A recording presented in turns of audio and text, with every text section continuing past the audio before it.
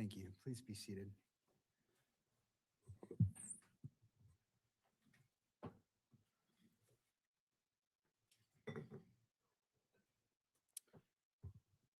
Court is now in session.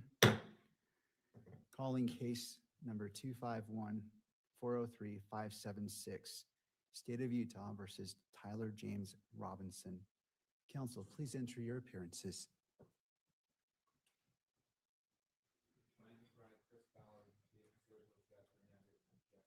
State.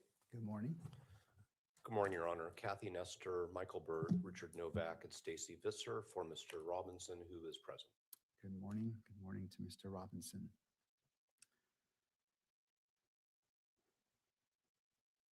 All right. Before addressing today's business, the court takes up a couple of preliminary matters. First, with respect to courtroom protocol to maintain security and decorum, any individual who exits the courtroom during proceedings will not be permitted to re-enter until recess. All counsel are expected to take reasonable measures to safeguard confidential communication. Such measures may include the use of screen protections on electronic devices and care to avoid the inadvertent capture of privileged or private discussions by recording equipment or by those present in the courtroom. In addition, the microphones at counsel table are turned off as a further precaution. And when making argument, if that occurs, I ask you to approach the lectern when you do so. Second, the court will address the camera operator and still photographer. And would those individuals please come forward to the lectern.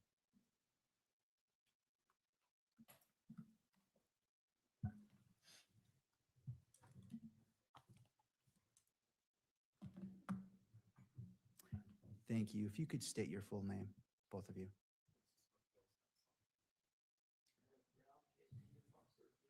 Good morning. So the purpose is to ensure clarity regarding the expectations governing today's proceedings. And could you, have you reviewed the court standing decorum order dated February 24th, 2026? All right. Do you understand the requirements set forth in that order as they apply to your activities today? Do you require any additional time to review the order or to adjust equipment to ensure compliance? And do you anticipate any difficulty complying with the order? All right, I appreciate your cooperation. Thank you.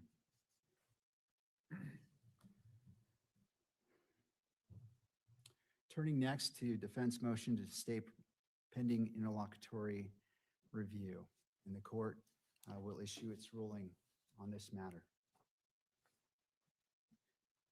Before the court is defendant's motion to stay pending interlocutory review. Defendant seeks to stay all further proceedings in this capital case, specifically the preliminary hearing scheduled for the week of July 6, 2026, pending the Utah Supreme Court's disposition of his petition for permission to appeal from an interlocutory order. The state filed objection to the motion, and defendant subsequently filed a reply. Having considered the parties' briefings, the factual record, and the relevant authorities, the court issues the following ruling in order. Defendant is charged with the aggravated murder of Charlie Kirk, a capital felony offense. The media interest in this case is extraordinary within the state of Utah.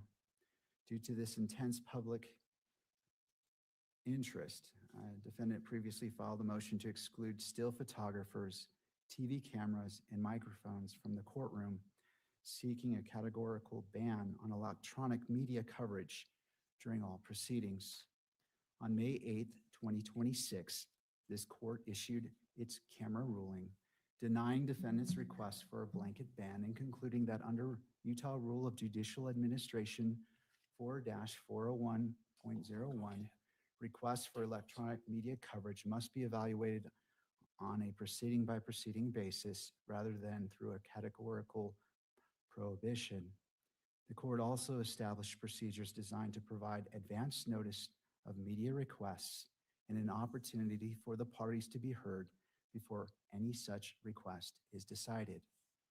Subsequently, on May 29th, 2026, defendant filed a petition for permission to appeal from an interlocutory order with the Utah Supreme Court, challenging the camera ruling on state and federal constitutional grounds.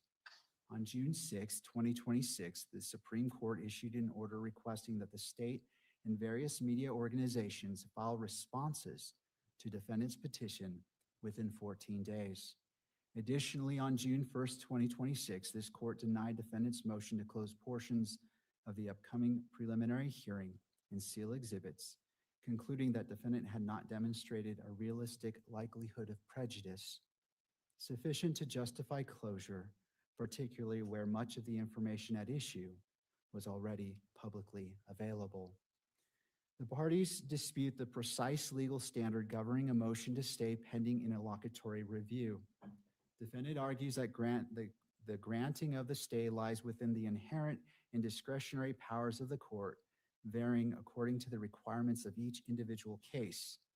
In addition, defense argues Rule 8 of the Utah Rules of Appellate Procedure, which requires him to request a stay in the trial court before seeking a stay from the Utah Supreme Court.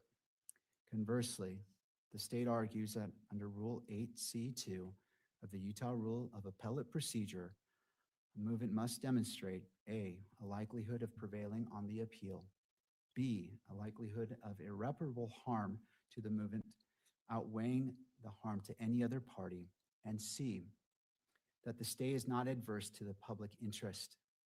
Defendant contends the factors contained in Rule 8C govern the waiver of a bond or security requirement and do not establish the substantive standard for granting a stay itself.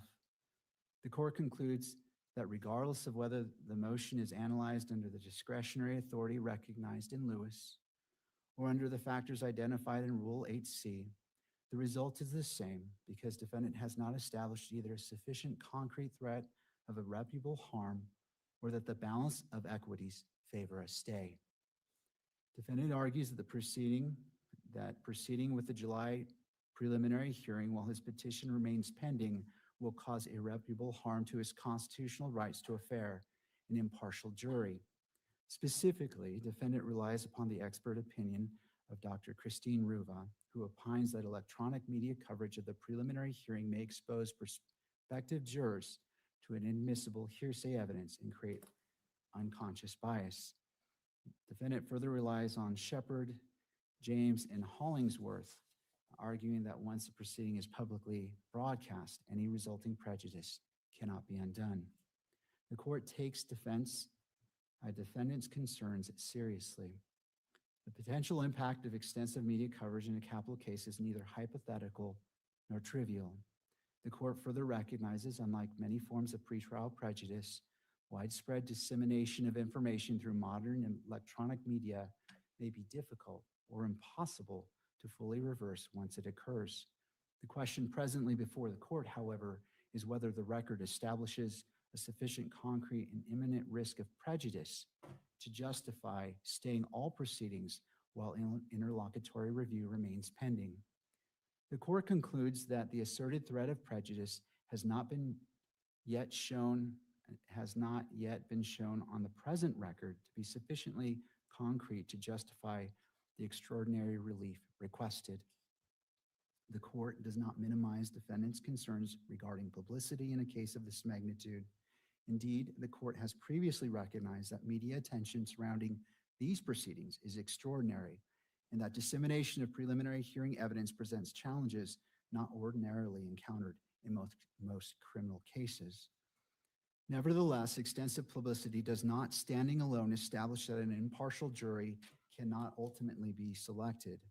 Courts have long addressed highly publicized prosecutions through established procedural safeguards, including expanded jury pools, detailed jury questionnaires, individualized voir dire, venue-related remedies where appropriate, and careful judicial supervision of the jury selection process. As is United States Supreme Court observed in Nebraska Press Association versus Stewart, pretrial publicity does not inevitably lead to an unfair trial, and predictions regarding its ultimate impact are often uncertain. Likewise, prominence does not necessarily produce prejudice, and jury impartiality does not require ignorance. In its June 1st, 2026 order denying closure, this court concluded that the defendant had not demonstrated a realistic likelihood of prejudice sufficient to justify closure of the portion of the hearing. Should concerns regarding prejudice arise as the case progresses, this court retains broad authority to employ traditional safeguards to protect defendants' constitutional rights, including expanded veneer procedures, comprehensive jury questionnaires, individualized voir dire, changes of venue when warranted, and other remedies authorized by law. Moreover, no media organization has yet filed a request for electronic media coverage of the July preliminary hearing, and the court has not been called upon to determine whether such coverage will be permitted. Accordingly, the asserted injury presently depends upon future events that have not yet occurred, including whether any request for electronic media coverage will be filed, and if so, how the court will rule on such a request. At this juncture, the court cannot assess those contingencies with sufficient certainty to conclude that a stay is necessary. The court recognizes defendants' arguments that the alleged injuries arise not merely from the possibility of future media requests, but from the operation of the framework established in the court's May 8, 2026 order while appellate review remains pending. The court has carefully considered that concern. However, because any request for electronic media coverage remains subject to case-specific review, and because no determination regarding coverage of the preliminary hearing has yet been made, the court concludes that the asserted injury remains contingent rather than immediate. On the present record, the possibility of future electronic media coverage does not establish a sufficient concrete basis for staying all proceedings pending interlocutory review. The court's denial of a stay should not be understood as a determination that the defendant's concerns lack merit. Rather, the court concludes only that the current record does not establish that such concerns have matured into a concrete and immediate threat request requiring present intervention. Given the procedural safeguards available to ensure the selection of impartial jury, defendant has not established irreparable harm warranting a stay at this time. In balancing the equities, the court must also consider harm that a stay would impose upon other interested parties. The state argues that delay may impair the orderly presentation of evidence, increase risk of fading memories, and affect witness availability. The court finds those concerns legitimate and entitled to consideration. Additionally, the victim representative has formally asserted her right to a speedy disposition of this matter. Under the Utah Constitution and Utah Code, victims possess important rights to proceedings free from unreasonable delay, and courts are obligated to consider those interests when exercising discretion in criminal cases. The court acknowledges defendant argument concerning victims' rights and defendants' constitutional protections. However, because the court has concluded that the defendant has not demonstrated a sufficiently concrete threat to those protections on the present record, the court finds that interests favoring the continued progression of the case weigh against imposing a stay. The court continues to adhere to the reasoning set forth in its May 8, 2026 camera ruling and its interpretation of Utah Rule of Judicial Administration 4-401.01. At the same time, the court recognizes that reasonable jurists may disagree regarding the proper application of that rule in a case receiving this degree of public attention. The court further recognizes that the Supreme Court's request for responses indicates that defendant's petition presents substantial issues warranting careful appellate consideration. The court does not regard the Supreme Court's request as a routine procedure event and acknowledges that the issues raised are of sufficient significance to merit serious review. The court expresses no opinion regarding whether the interlocutory review ultimately should be granted. The existence of a substantial legal question, however, remains distinct from the separate question presently before this court, whether the defendant has demonstrated that a stay is presently necessary pending further review. The court remains persuaded that the procedures established in its May 8, 2026 order are consistent with Rule 4-401.01 5.01. Any future requests for electronic media coverage will be evaluated on the specific record then before the court, after affording the parties a full opportunity to be heard pursuant to the procedures previously established. Finally, the court concludes that the public interest presently favors allowing this matter to proceed in the ordinary course. The public possesses a substantial interest in the fair, orderly, and timely administration of criminal justice. The court further recognizes that public confidence in the judicial process depends both upon transparency and upon the preservation of constitutional trial rights. The court remains committed to safeguarding both interests throughout these proceedings, staying the preliminary hearing while the Supreme Court considers whether to grant discretionary interlocutory review would result in additional delay despite the absence of a presently demonstrated need for such relief. The court recognizes the seriousness of defendants' concerns and the significance of the issues presented before the Supreme Court. The court further recognizes that concerns regarding pretrial publicity and electronic media coverage implicate important constitutional values and warrant careful judicial review. Nevertheless, the potential prejudice identified by defendant has not yet matured into a concrete and immediate threat requiring intervention in the form of a stay. Established procedural safeguards remain available to protect defendants' right to a fair trial should further circumstances warrant their use. By contrast, the stay would impose an immediate and concrete burden upon continued progression of this case, including the interests of the state, witnesses, and victim representative, as well as the broader public interest in the timely administration of justice. Nothing in this order should be construed as foreclosing defendant from renewing an appropriate request for relief should further developments materially alter the circumstances presently before the court. Should future developments demonstrate a material difference of level of publicity, media exposure, jury contamination risks, or other circumstances affecting defendants' fair trial rights, the court will not hesitate to revisit appropriate protective measures. Likewise, nothing in this order predetermines how the court will rule on any future requests for electronic media coverage of a particular proceeding.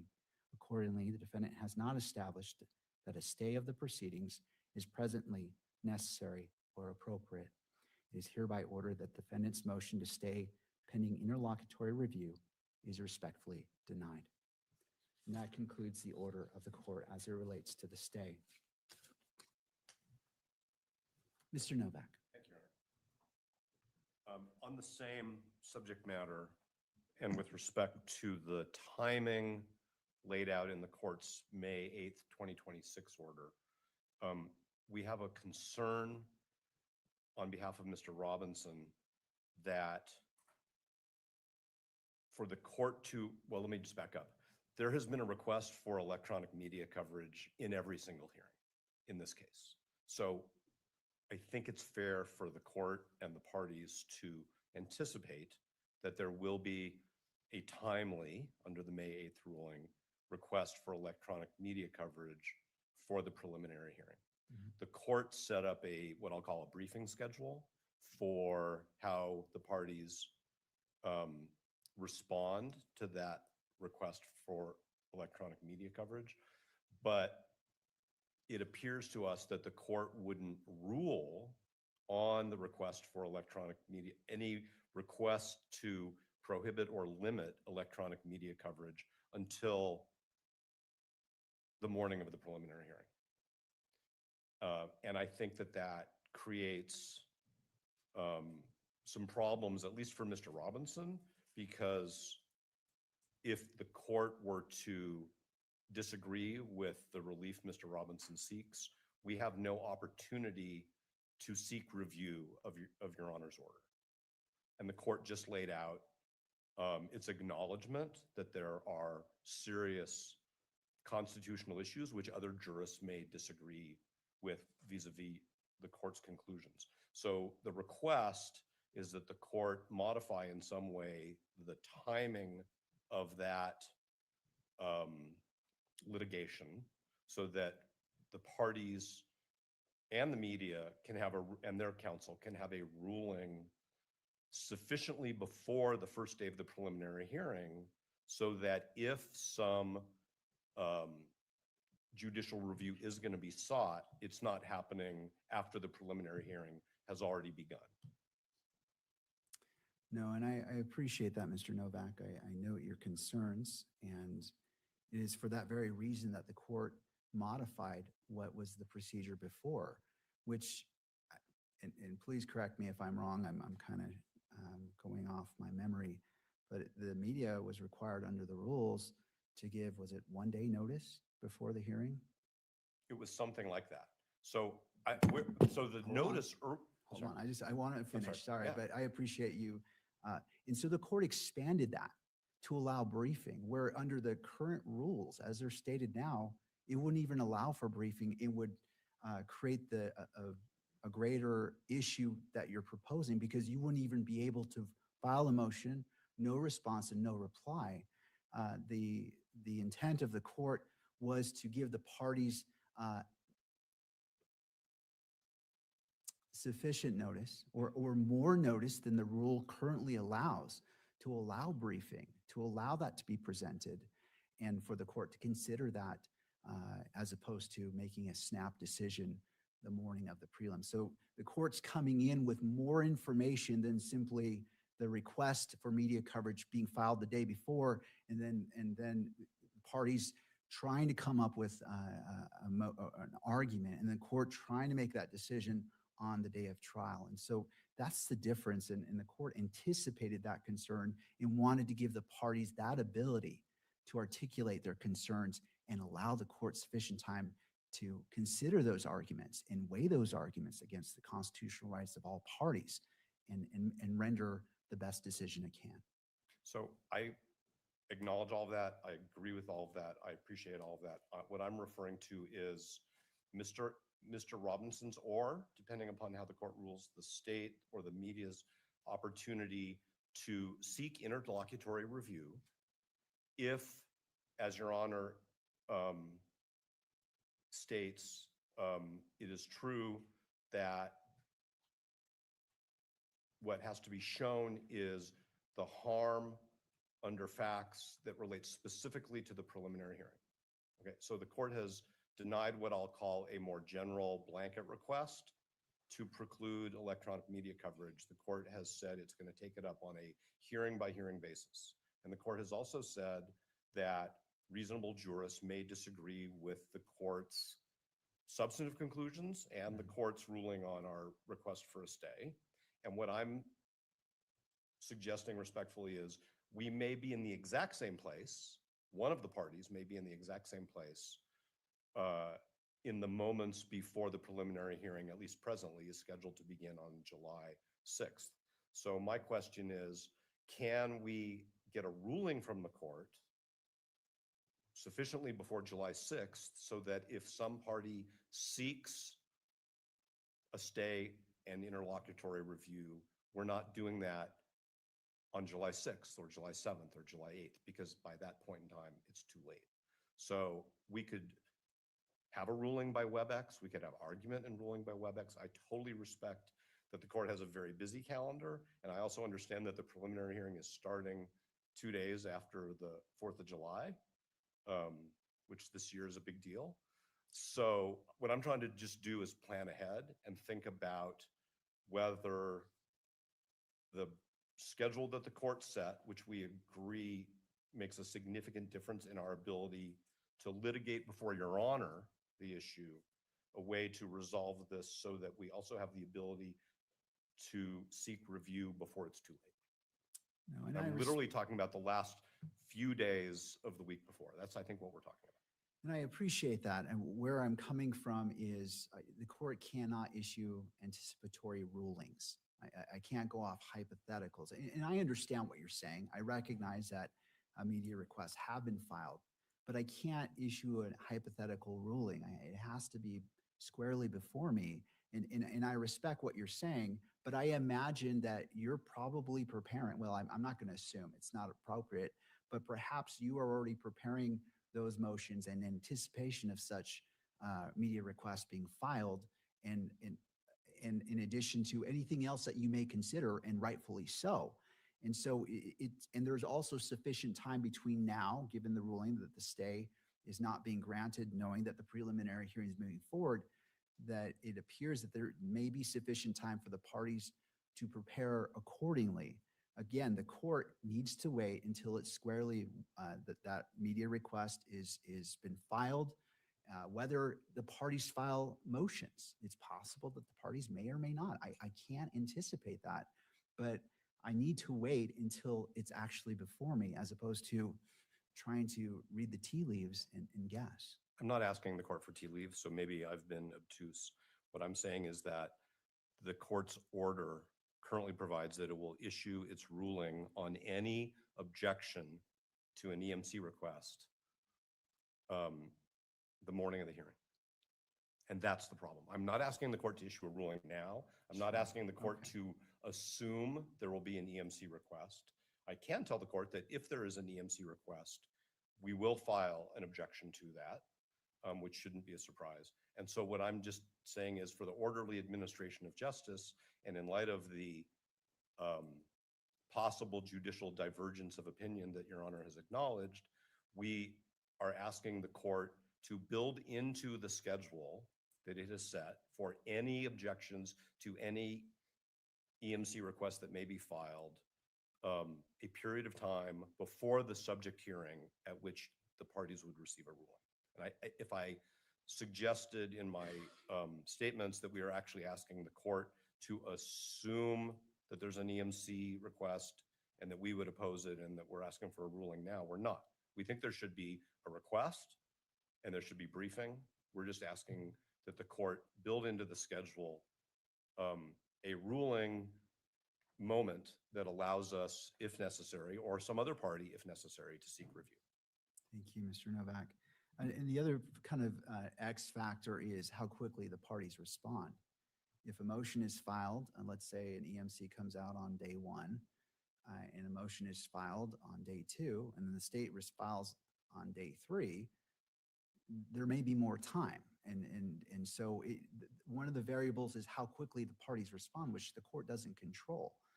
And so that's a factor that may allow the court additional time to accomplish that.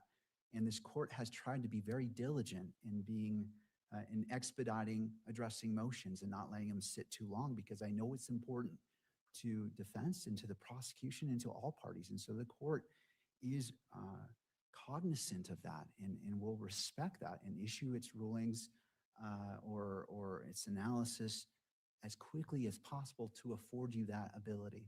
So the court did set deadlines for briefing, and what I will do when there's an appropriate break in today's proceedings is we'll speak with counsel for the state about whether we can agree to modify that briefing schedule that the court set so that the EMC request and the parties' responses to it can be submitted to Your Honor more in advance, further in advance of July 6th than the current schedule allows. And then if we can agree on something, or if we can't, we will let the court know that.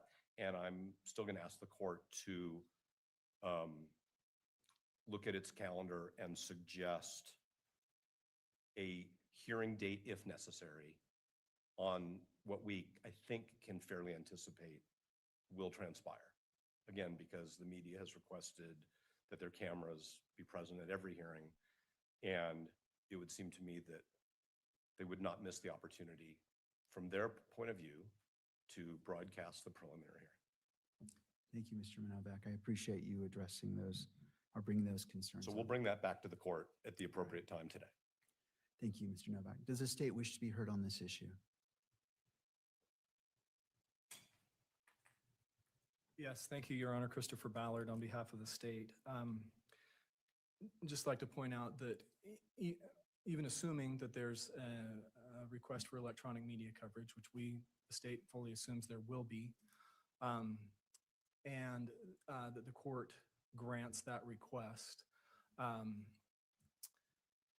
the equities as far as whether or not to stay things to allow the defendant to then appeal that ruling, that's really not going to change. The circumstances that the court's already articulated in its order today, those equities really aren't going to change between now and the preliminary hearing. And the appropriate procedure for reviewing a court's orders on electronic media coverage is not to pause the trial proceedings and allow defendant to seek interlocutory review of every order.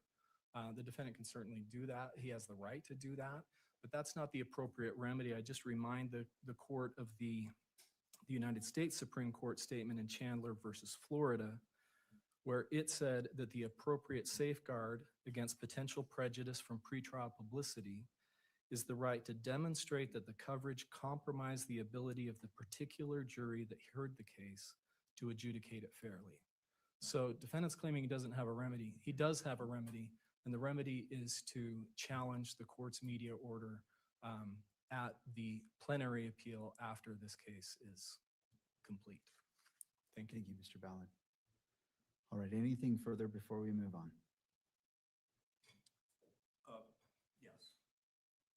We can take this up whenever the court wishes to take it up. And in addition to the two substantive issues, which the court calendared for today, which is the hearing on the court's issuance of an order to show cause re contempt and the argument of a pending and fully briefed motion concerning the constitutionality of hearsay evidence in a preliminary hearing.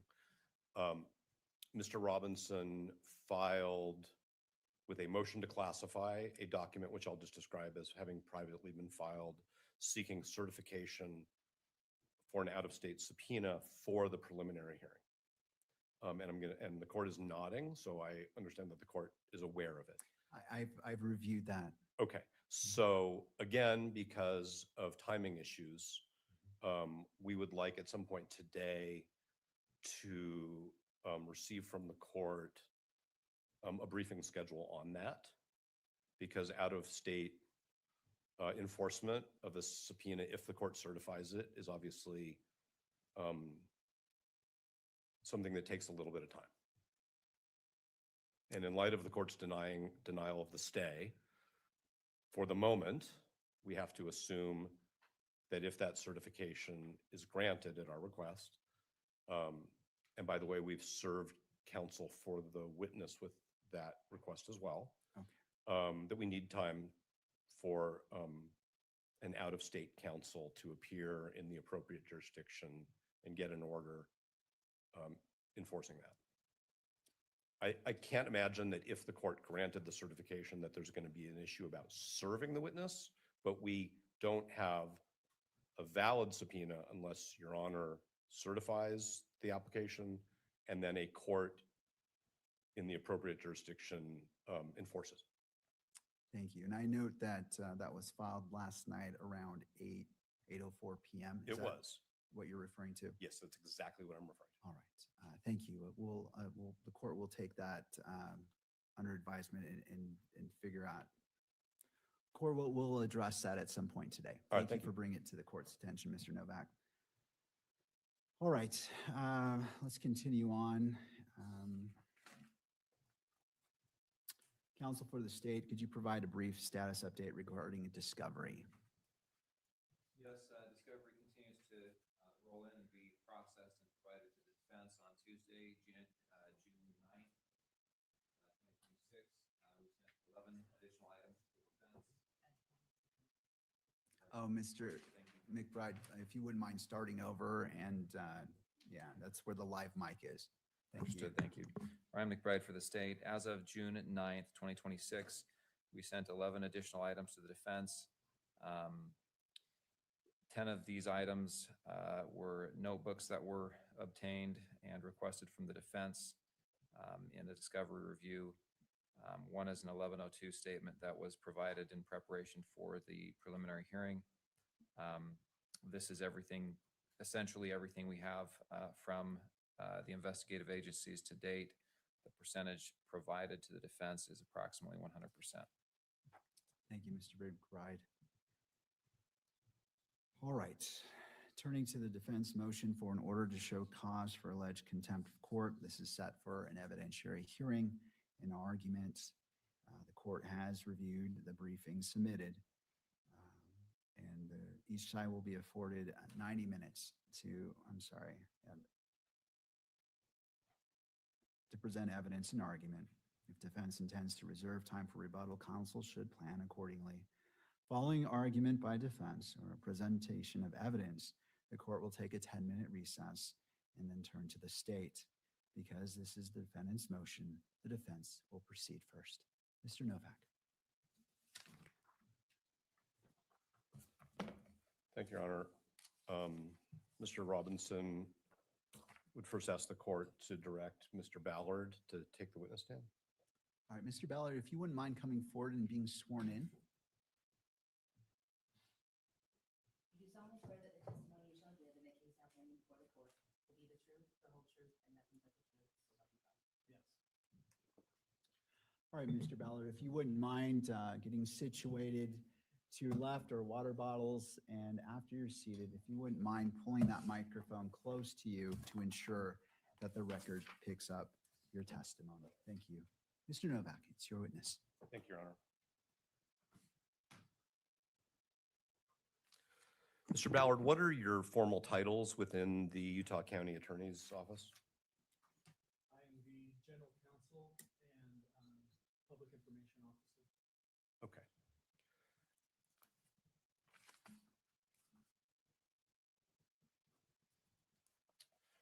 You're testifying here today because the court has issued an order to show cause regarding contempt of a court order. And so there's a white notebook that I placed up there. Do you have that, sir? I do have it. All right. Why don't we first turn in that notebook, and Your Honor should have one as well. I I don't. passed it up Oh, to there the it clerk. is. Thank you. I now have it, Mr. Novak. All right, thank you, Your Honor. Mr. Ballard, why don't you turn to Exhibit 8?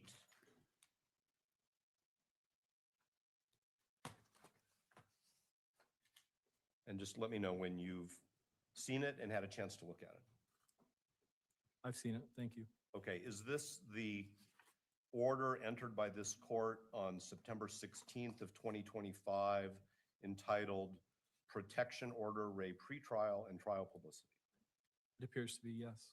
All right. And Your Honor, I understand that a court exhibit doesn't technically need to be received into evidence. Of course, the record is what it is. It could take judicial notice of it, but I just think for completeness of the record, would the court mind if we ask the court to receive Exhibit 8 into evidence? To the state, any objection? All right, and if you wouldn't mind, so if, as I turn to both parties, because your microphones are turned off, if you wouldn't just mind projecting a little bit more so the record picks it up. No objection. Thank you, Mr. McBride. All right, so is this going to be defense exhibit number? 8. All right. They're pre-marked, so we'll just stick. Just sticking with those numbers. All I think it's easier for the record than changing the order. I appreciate that. All right, All right, thank you. defense exhibit 8 is admitted and may be published. I think. And Mr. Ballard, did you read this order either the day it was entered or shortly thereafter? Yes. So you were aware of it shortly after it was entered, correct? Yes. All right.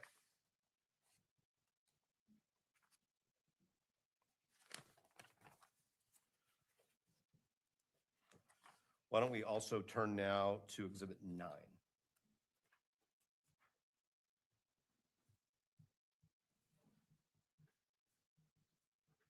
And same question, please let me know after you've had a chance to look it over.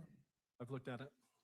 And is this an order clarifying, let me be more clear, an order of this court dated December 15th, 2025, clarifying at the state's request the order that is now Exhibit 8? Yes. And could the court receive into evidence, please, Exhibit 9? No objection. Thank you, Mr. McBride. With no objection being made, this is entered into evidence as defense exhibit 9 and may be published. And Mr. Ballard, with respect to these two orders, would you agree with me that subject to the clarification, these orders track Supreme Court Rule of Professional Practice 3-3.6. Yes, they track that rule. They require both parties to abide by that rule. And would you agree with me that you are a prosecutor also subject to Rule 3-3.8, Yes, and that everybody in your office is a prosecutor under the, within the meaning of 3-3.8? the attorneys in our office, yes. The attorneys in your office, right. And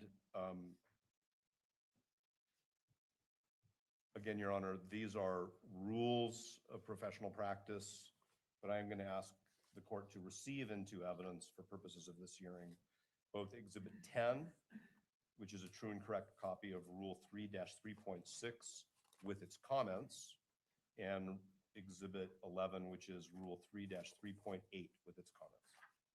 No objection.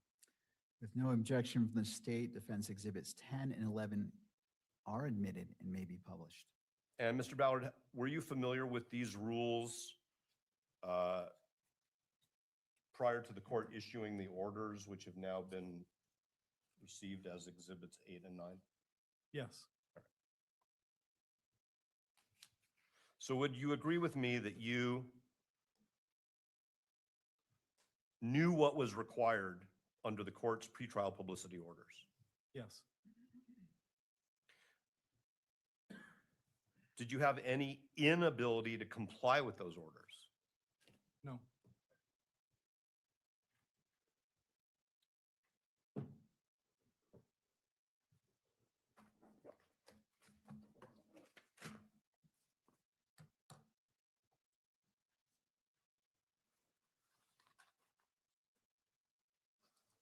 All right, Mr. Ballard, would you look at Exhibit 2, please?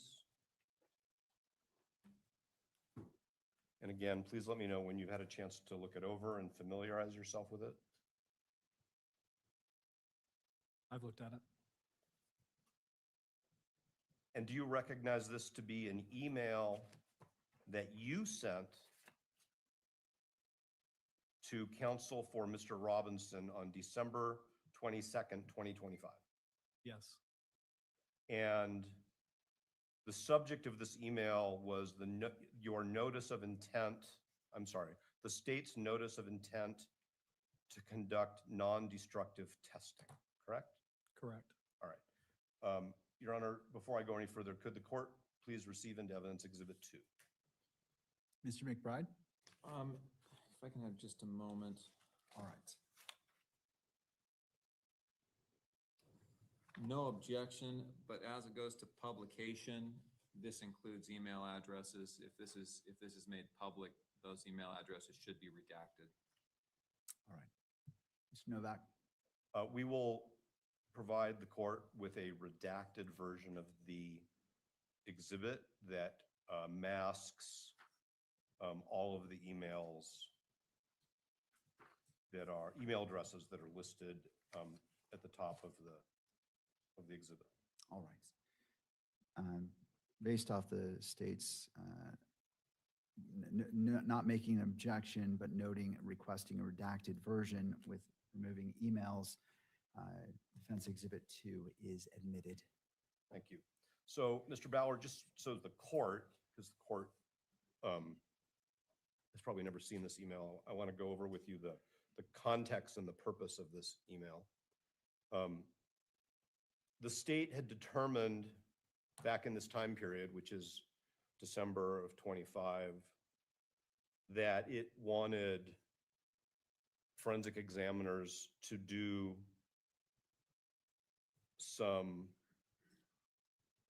further testing of a bullet, jacket fragment, and lead fragments, correct? Yes, And under a prior order of the court, it was the state's responsibility to notify Mr. Robinson's defense counsel of any testing, which may,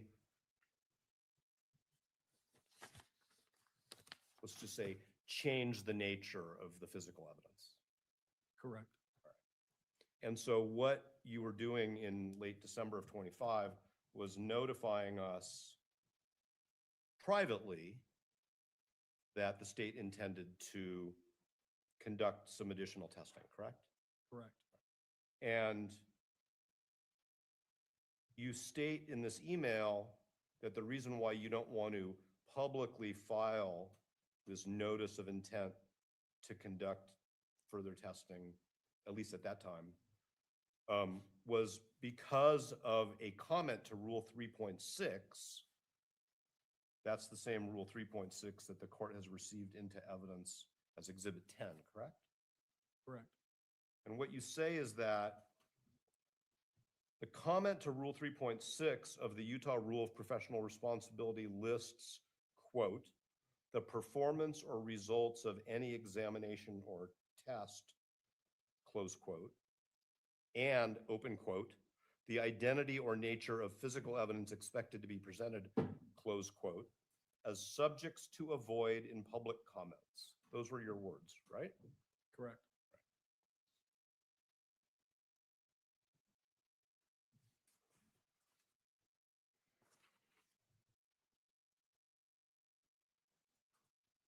And then I would also now like to ask you to look at Exhibit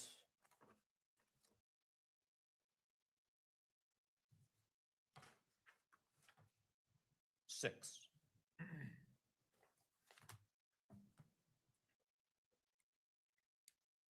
And I know I will sound repetitious, but please look it over and let us know when you've reviewed it. I've reviewed it. And is this an email that you sent to one member of Mr. Robinson's defense team, and then it appears that it was copied to other attorneys in your office? Correct. Your Honor, before I go into the details of it, could the court please receive it into evidence as Exhibit 6 with the same proviso, which is that we will provide the court at a later time with a redacted version that masks the email addresses? No objection, but the email addresses are not included here, so Well, there is one at the very bottom of the signature for Mr. Ballard. thank you. Excuse me. No worries. And Ms. Visser's below that as well, Your Honor. All right. But I think we're all on the same page about what to do. It sounds like it. So the defense exhibit 6 is admitted with the following redactions being noted. Thank you. Okay, so Mr. Ballard, in this email, you're informing us that the state no longer believes that filings concerning this additional testing from the state's point of view should remain private, correct?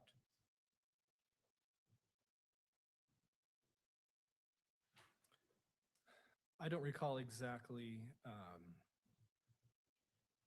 the question that Ms. Visser had posed to me and that I was responding to, but the general, the email speaks for itself. Okay, so the email says in the top paragraph, but now that the court is involved, we do not believe that it is necessary to keep court filings private or even file redacted versions on this issue. That's correct. And this issue refers to whether the state can proceed with the further testing and Mr. Robinson's objections to the way in which the FBI wanted to do the testing, correct? Correct. I mean, basically, okay, so that's that dispute. What you say in the second paragraph is the ethical rules on pretrial publicity apply only to extrajudicial statements, right? Correct. And so what you're saying is that if we talk about physical evidence testing that has been done, testing will be done, what the results of the testing are. If we talk about those, we meaning counsel who are subject to the rules and the court's orders in filings, we're consistent with Rule 3.6, right? Correct. But if we talk about them extrajudicially, that's prohibited under 3.6. Correct. Unless we're talking about public records. Unless we're talking about a filing. I'm not sure what you are modifying with the word unless, and I'm not trying to be difficult. Are you saying that you can make extrajudicial statements about anything you want that's in a public filing without violating Rule 3.6? Rule Is that what you 3.6. mean? What I mean is exactly what the rule allows, and that says that a lawyer may state information contained in a public record.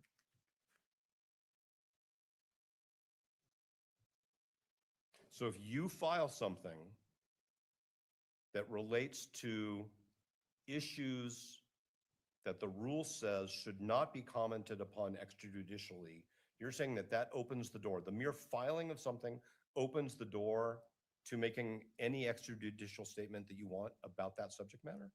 No, that's not what I'm trying to, no. Okay, so why don't we let Mr. McBride ask you about that interpretation, because I'm going to move on to my next question. Why don't you turn, please, to Exhibit 1.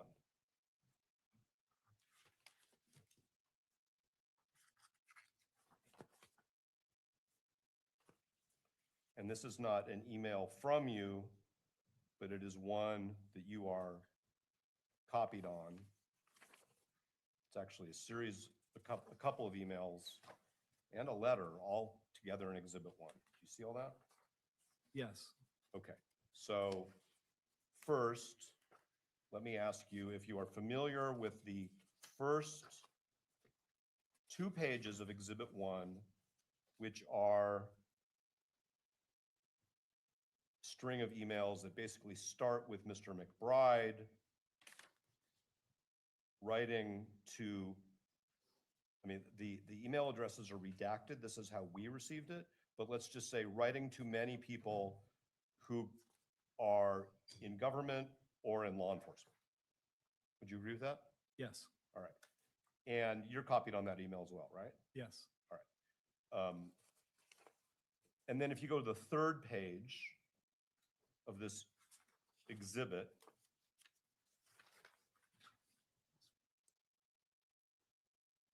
and I should back up, Mr. McBride's original email to the law enforcement and government individuals I was referring to was September 15th of 2025, right? correct.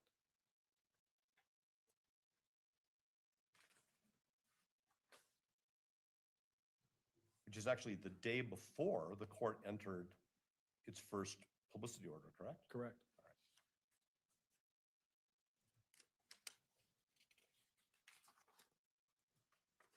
So if we go to the 3rd page of this exhibit, this is an email from you also a couple days before the court entered its September 16th, 2025 order. And you're writing to, well, are you familiar with this email? Yes, And now let me go ask you to look at pages 4 and 5. Those are the last 2 pages, Your Honor, of this exhibit. This is a letter written by Mr. McBride. Do you see that? yes, Dated also September 12th, 2025. yes, You're familiar with that one as well? yes, All right, so Your Honor, I would ask the court to receive into evidence, subject to any redaction which Mr. McBride thinks is necessary of emails, although I think they've all been redacted before produced to us. All 5 pages we're asking the court to receive into evidence. No objection. All right, and this is State Defense Exhibit 1 with no objection from the state will be admitted.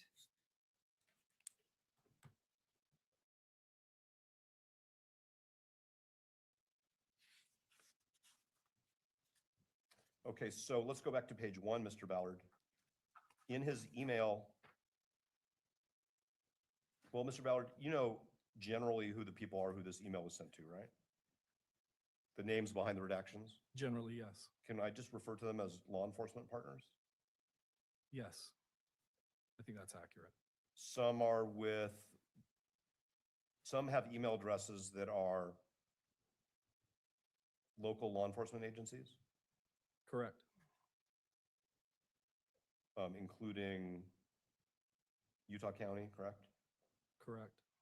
Spanish Fork, Yes. Utah Valley. Well, Mr. Ballard, you know generally who the people are who this email was sent to, right?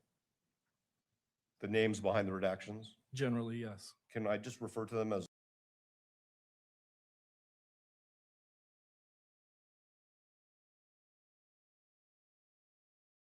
addresses that are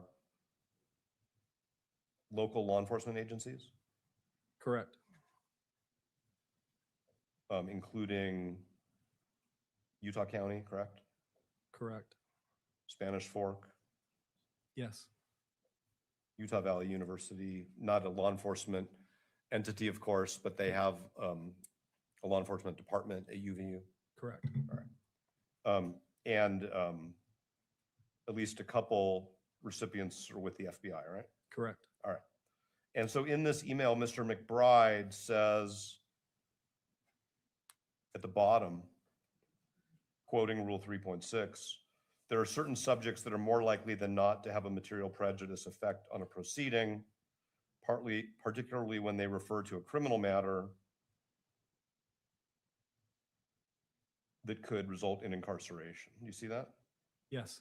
And then he says these subjects relate to, and then on the next page, I want to draw your attention to Roman numeral 3, the performance or results of any examination or test, or the refusal or failure of a person to submit to an examination or test, or the identity or nature of physical evidence expected to be presented. Do you see that? Yes. Do you agree with Mr. McBride's assessment that Rule 3.6 prohibits extrajudicial statements about that topic or those topics? Yes, this email represents our efforts even before the court issued its order to recognize that we had obligations under Rule 3.6 and that we were careful to abide by those obligations. You were careful to inform law enforcement partners in the email of their obligations, correct? Yes.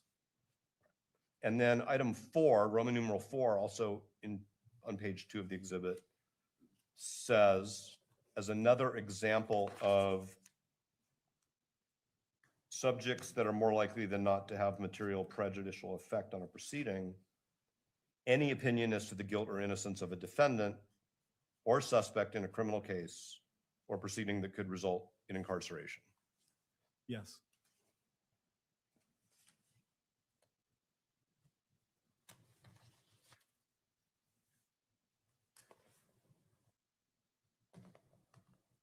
All right, now if we could turn to page 3 of the exhibit. This is an email from you to what I will describe, unless you disagree with me, as law enforcement partners. Do you agree with that? Yes. Asking them to carefully review a letter, which is the following page, from Mr. McBride, dated September 12th. That's correct. And that letter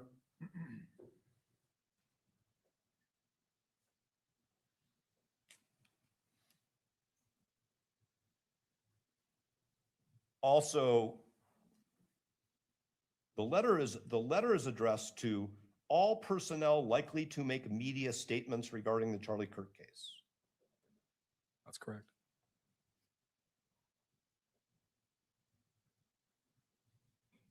And the letter says, just below that, the Utah County Attorney's Office has an ethical obligation to, quote, exercise reasonable care to prevent investigators, law enforcement personnel, close quote, and others from making public comments which, quote, have a substantial likelihood of materially prejudicing close quote, the trial process. That's what Mr. McBride wrote in the letter that you forwarded to chiefs and others, correct? Correct. And Mr. McBride's letter also says that prosecutors have a special duty to ensure that law enforcement and other officials adhere to these rules, citing Rule 3.8E, correct? That's correct.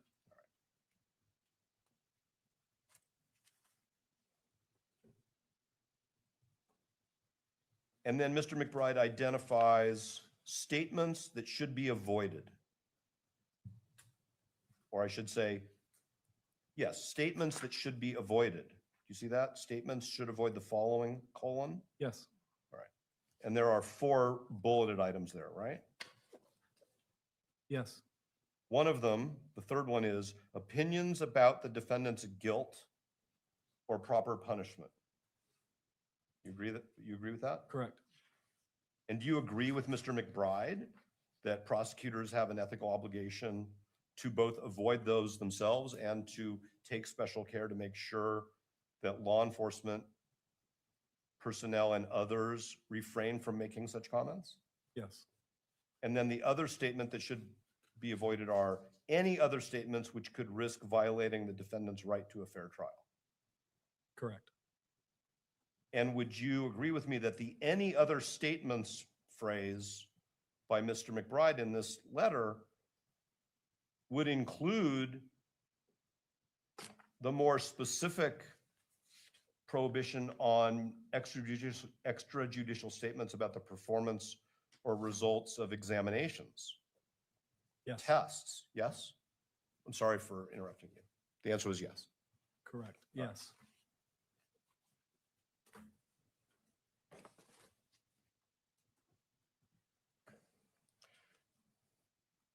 All right, I'm now going to turn your attention, please, to Exhibit 3.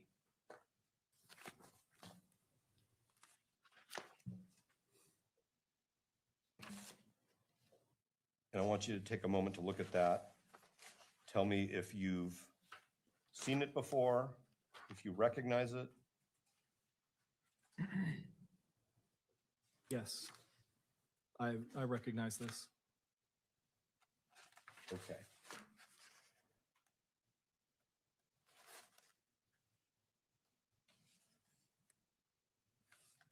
Do you recognize this as an article published online by TMZ concerning this matter in which you are quoted? Yes. Okay. And my first question is,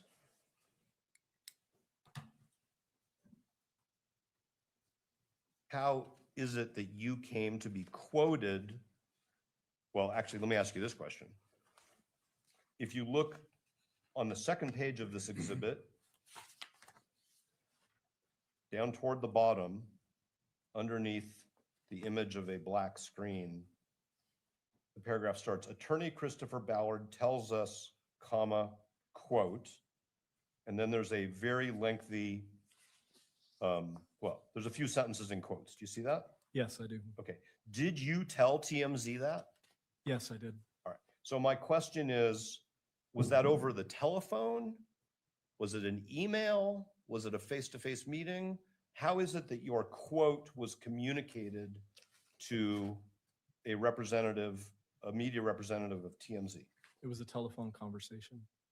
And did you only have one telephone conversation with TMZ? Yes. And how was it that the telephone conversation came to be set up? After the defense filed this motion to continue the preliminary hearing, there was a statement in that motion that garnered quite a bit of media attention. I came to be aware of that media attention and the headlines that statement had generated.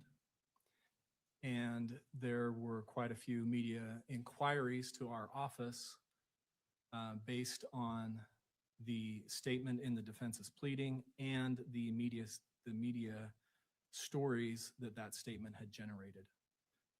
TMZ was one of the media entities that called our office. I received an email from someone else in the office, I can't remember who it was exactly, that said, I got a call, they received a voicemail from a reporter at TMZ.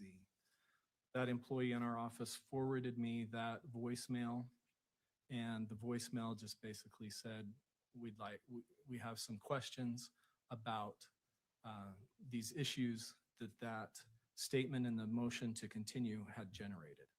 And so I returned the phone call. Before you returned the phone call, did you have any discussions in your office concerning whether there should be extrajudicial statements about the issues that you're describing? Yes, Okay, and did you discuss that with Mr. Gray before you returned that phone call? yes, Did you discuss that with Mr. McBride before you returned that phone call? no, Did you discuss that with anybody other than Mr. Gray before you returned the phone call? I know for certain that Mr. Gray and I discussed it. I have a vague memory that Mr. Grunander was involved at some point.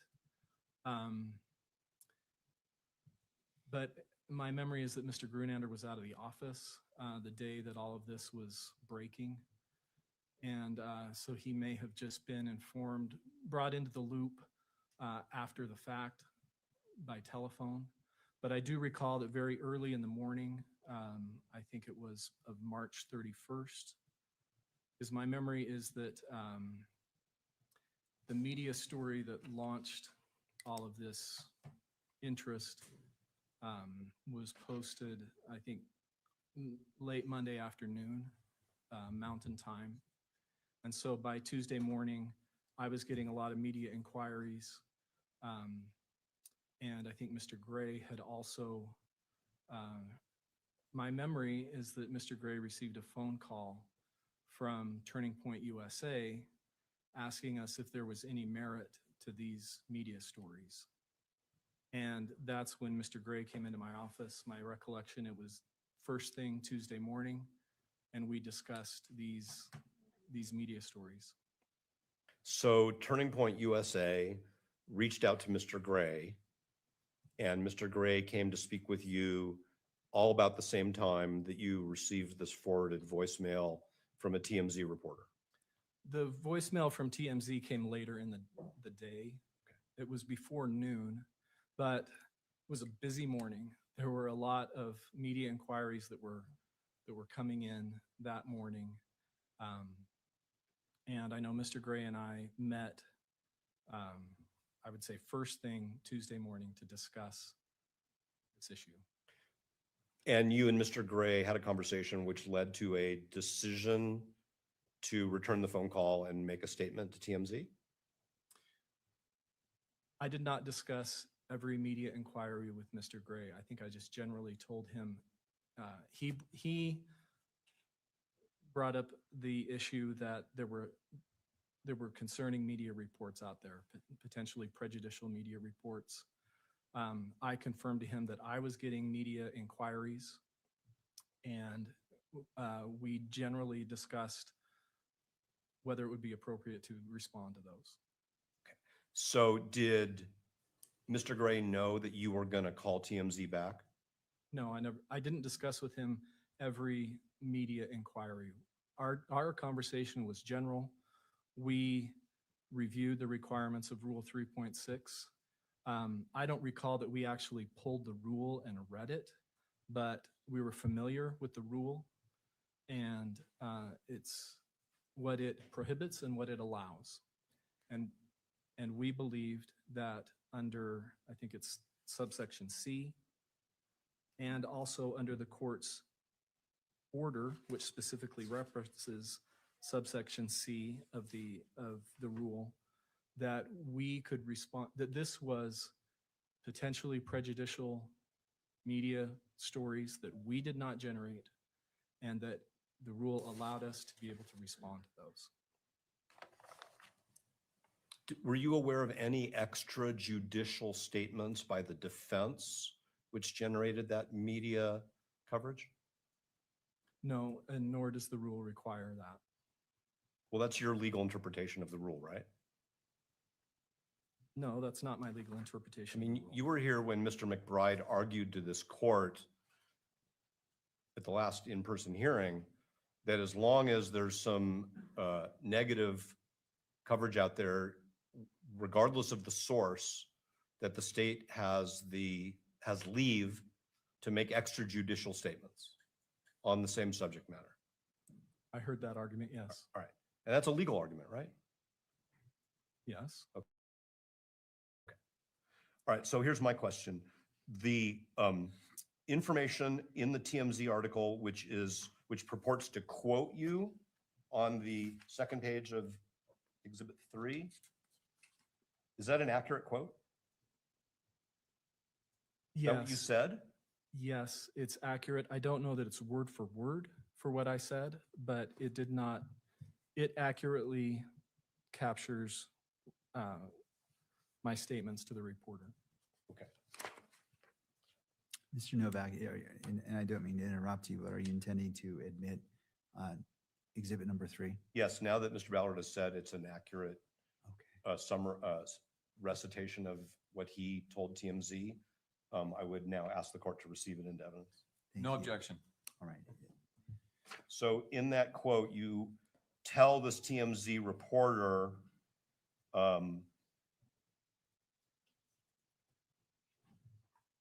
what your views are on bullet fragment analysis, correct? I wouldn't characterize it as my views, although I guess you could say it's my understanding in general of how bullet fragment analysis works. And you're also commenting on the contents of the results of the testing when you say the fragment didn't contain enough detail for the examiner to say one way or the other. That's you basically commenting on the content of the results of the examination as you understand them, correct? What I'm commenting, if you look at the first word, I say generally. And generally, when you have an inconclusive result, the reason that you get that inconclusive result is you do not have enough detail. Okay, but now you're again testifying about your understanding of bullet fragment analysis. And I'm just asking you, if you told this reporter, it's an extrajudicial statement, what your views are on bullet fragment analysis, and you're reiterating the conclusions in a report about bullet fragment analysis. Objection. The statement speaks for itself. Would you like to respond to that objection, Mr. Novak? Well, I don't think that the answer to the last question was responsive, so I was trying to go back to the question. I guess I could have moved the court to strike the answer as non-responsive. I'll sustain the objection. And then in the same quote, Mr. Ballard, after talking about bullet fragment analysis, you say, there's just not enough there to determine whether the bullet was fired by a particular firearm.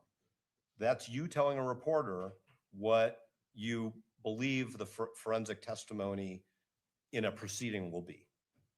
No, what I'm referring to is generally the types of circumstances that could produce an inconclusive result.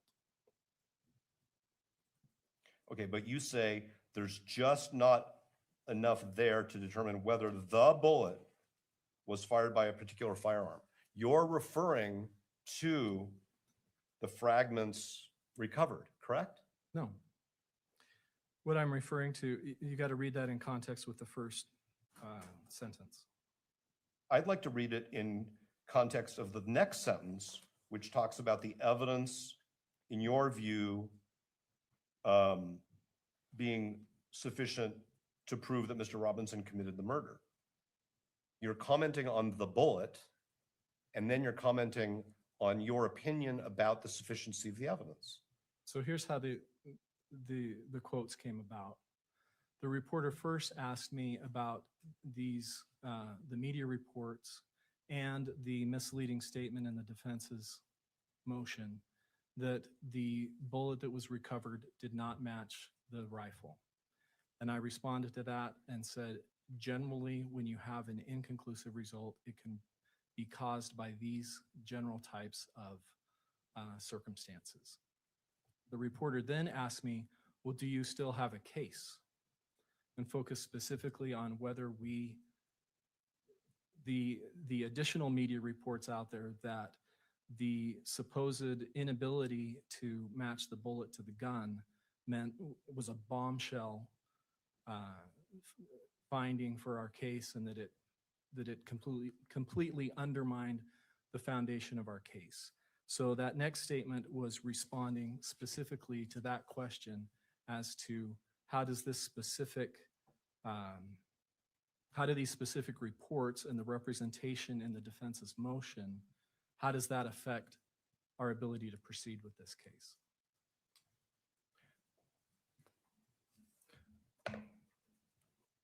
I'm going to move to strike portions of the statement which mischaracterize the defense pleading as misleading. This court has never made such a finding. And we had argument about Mr. McBride's interpretation of what is and is not exculpatory evidence. I think we all remember the court's comments on that. So I think without trying to parse it too much, I just ask the court to strike the portion of the statement which characterizes the defense pleading as misleading. Mr. McBride.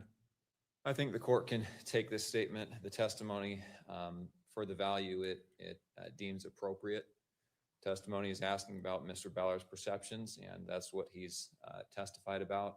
The statement in defense counsel's pleading is a matter of public record, and what we're really talking about here are the reports that were generated from that statement. So I would ask the court not to strike it, but to take it for the value it sees appropriate. All right. The court recognizes first that it has not made a finding that the defense's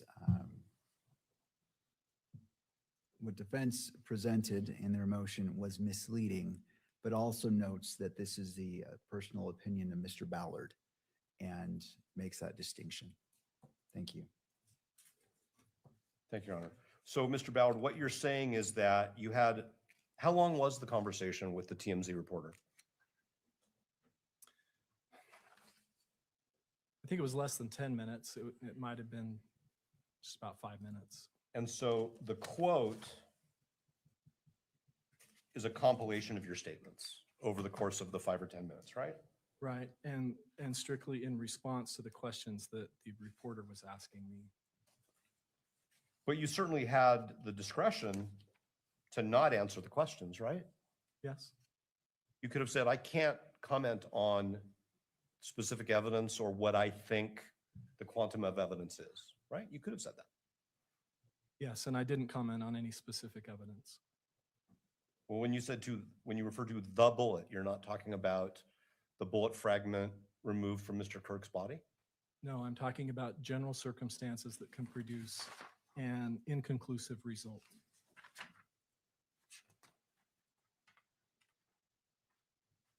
And isn't it fair, wouldn't you agree with me that one of the reasons why extrajudicial statements in many circumstances, and we assert in these, are prohibited is for exactly that reason, that reporters may, for either innocent or other reasons,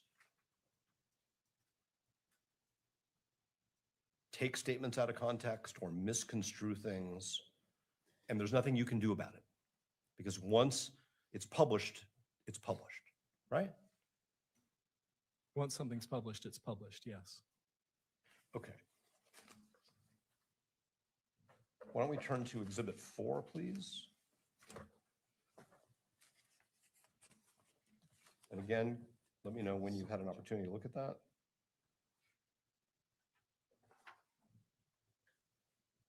I've reviewed that. Thank you.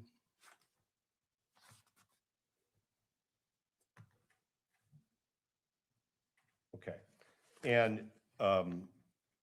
did you have a separate conversation with a reporter from USA Today? Yes, that was an email conversation. So a reporter from USA Today wrote you an email and you responded. Correct. Did you preview your response with Mr. Gray? No, again, we just had a general conversation about whether Rule 3.6 allowed us to respond to the prejudicial media stories that were circulating. And Mr. Gray and I agreed that it would be appropriate to respond under subsection C, and he left it to me to handle the responses. Okay. So have you looked at the statements attributed to you in Exhibit 4? Yes, Are they accurate? yes, Did the court receive into evidence Exhibit 4? Mr. McBride? No objection. Right, with no objection, Defense Exhibit 4 is admitted. Thank you, Your Honor. The third page, Mr. Ballard, of Exhibit 4, which is a total of 3 pages, so it's the last page. There's some paragraphs down at the bottom of the third page. On your copy, are they highlighted in sort of purple? yes, And is the court's copy highlighted in purple? It is. All right. So, Mr. Ballard, you see the statement, I'm sorry, the paragraph, the second to last paragraph that says Ballard confirmed. yes, Ballard confirmed the FBI and ATF are adding information to the initial reports, which prosecutors expect will include data supporting the initial conclusions. Do you see that? yes, All right. Is that an accurate recitation or summary of what you said in your email? yes, And so what you're telling this reporter is something that you understand the FBI and ATF will be doing in the future? yes, And you're also telling this reporter what you think those reports will conclude? yes. This was in response to statements in the defense's motion to continue the preliminary hearing, where the defense represented that they did not have the supporting data, the underlying data that supported the initial conclusions. And the reporter asked me whether that had been produced, and I was responding that I anticipated that the FBI would produce the data that the defense was requesting. Was that a matter of public record at that time, that the FBI and ATF were, quote, adding information to the initial reports?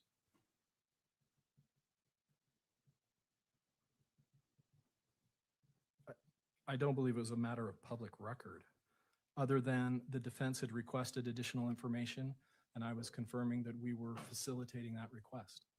You were telling a reporter that we had made a discovery request and that you were complying with it. Correct. But you were characterizing what the FBI and ATF were doing with their examination reports, right? No, It says the FBI and ATF are adding information to the initial reports. That doesn't sound to me like producing additional discovery. That sounds like, Objection, counsel's testifying. Counsel, would you like to respond? I'll rephrase the question. All right, so I'll Would- sustain the objection. You may continue. Thank you. Wouldn't you agree with me that what you are telling this reporter is that forensic examiners are changing their reports or adding information to their reports, as opposed to your office is obtaining additional background materials related to the testing? no,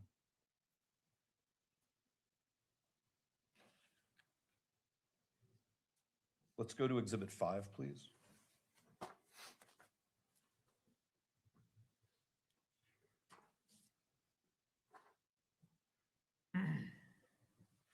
Exhibit 5, are you familiar with that? yes, I've seen this article.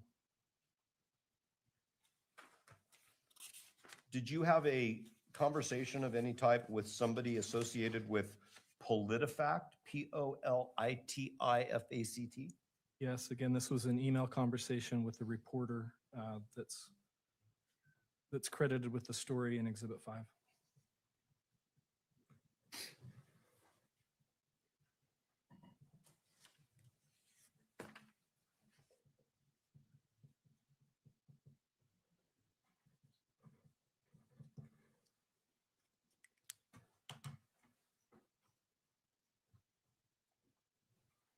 And on page 2,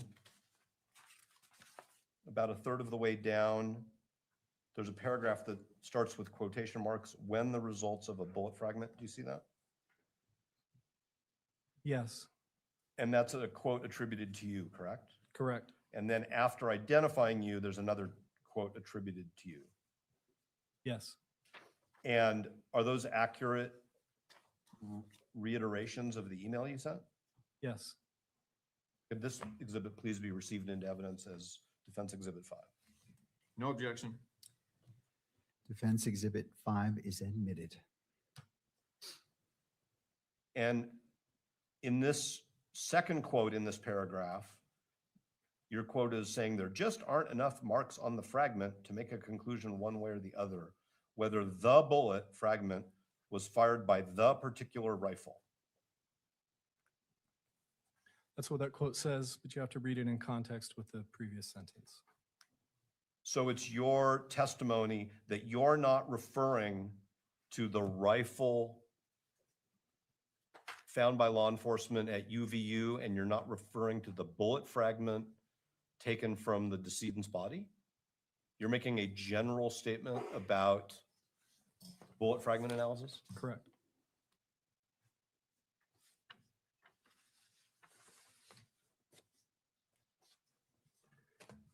How did you end up appearing on Fox and Friends News and being interviewed? Like many other media organizations, Claudia Cowan from Fox News emailed me, asked if I had any comment about the defense representation and its motion to continue and the media stories surrounding that. And I agreed to do a Zoom interview with Fox. And did you discuss that with Mr. Gray before you did?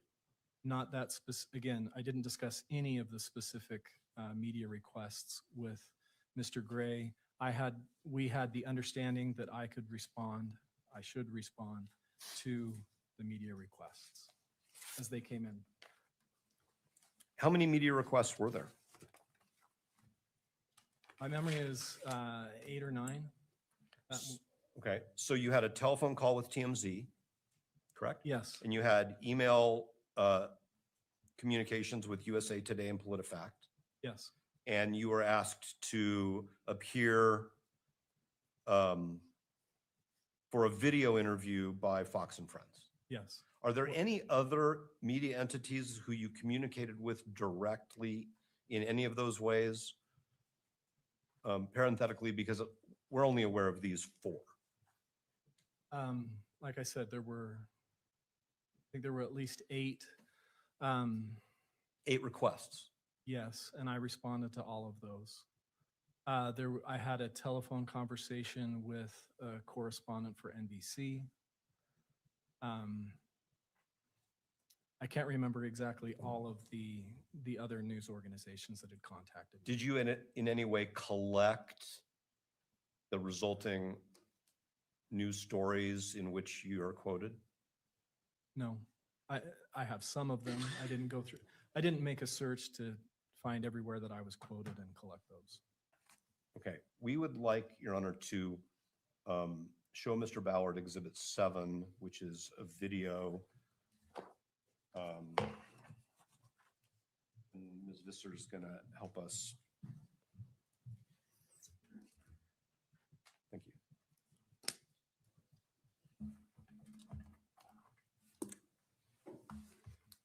May we publish Exhibit 7? Well, not before it's admitted. Okay, Uh, so- if you want so we'll to show it to Mr. lay Ballard. foundation, Sure. We'll show it to Mr. Ballard, and maybe if the clerk could just show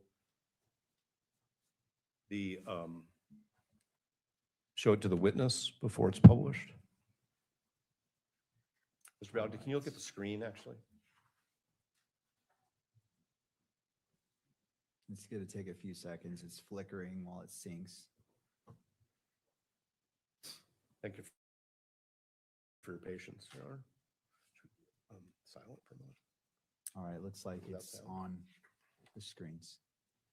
Okay, so we're going to actually, because of the court's ruling on publishing it, we're going to show it without the audio and ask Mr. Ballard if he recognizes it.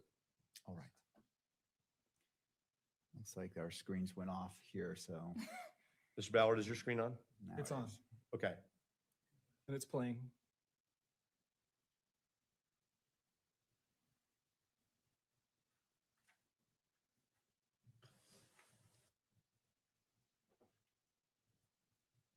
Can Your Honor see it? Yes, thank you.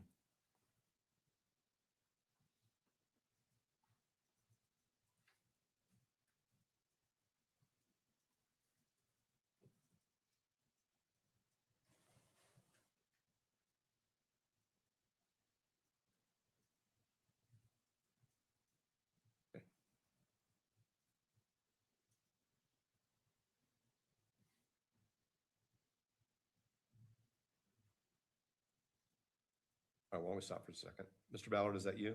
Yes, it is. All right, do you recall doing this interview? Yes, Did you watch this interview after you participated in it? I watched this story. Yes. Okay. Is this, as best as you can tell, an accurate digital copy of that broadcast where you were interviewed by Fox and Friends? I haven't heard the audio, but I believe it is based on what I've seen. Okay, well, I'm going to ask the court to receive it into evidence. And if Mr. Ballard thinks that the audio is inconsistent with what he previously said, we'll withdraw the exhibit. With that proviso, no objection. All right.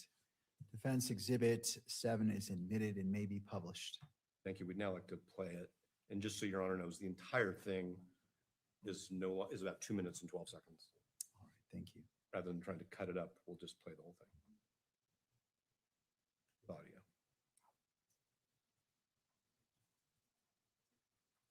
Maybe. Well, Actually, and now we can publish it, so all the screens can be on, right? it's on the screen. It's just the audio isn't coming through. It says it's connected to the HDMI. This is always the tricky part with technology. I'll try. Piece of evidence, the bullet that killed the Do you want to conservative restart it now? icon. And In a new defense filing, attorneys for Tyler killing Charlie Kirk while pushing to delay an upcoming trial hearing as new details come out surrounding the ballistics report. Claudia Cowan joins us now with the latest. Good morning, Claudia. Good morning, Lawrence and Brian, and also to you, Rachel. Nearly 7 months after Charlie Kirk was assassinated, lawyers for his accused killer are attempting to cast doubt on a critical piece of evidence, the bullet that killed the conservative icon. In a new defense filing, attorneys for Tyler Robinson say an ATF summary report, quote, was unable to identify the bullet recovered at autopsy to the rifle allegedly tied to Mr. Robinson. But prosecutors say that report is inconclusive and doesn't rule out a ballistics match to the rifle Robinson allegedly used or to any other firearm. The examiners were not able to find enough detail on the fragments to be able to make a determination as to whether or not they can tie the bullet to the rifle. Law enforcement sources tell Fox that when the bullet hit Kirk, it struck. Mr. Ballard, was that your statement on Fox and Friends? That was the statement that they chose to play. Is that the Yes. statement you chose to make? Yes. And aren't you talking in that statement about the bullet fragment at issue in this case? I prefaced that statement with the preface that I put on my other statements was that I'm not going to talk specifically about specific test results, but generally when there is a inconclusive result, these are the circumstances that could produce an inconclusive result. So your testimony is that the statement that you just made to Fox and Friends is not referring to the bullet fragment in this case. Right. That's your testimony. Right.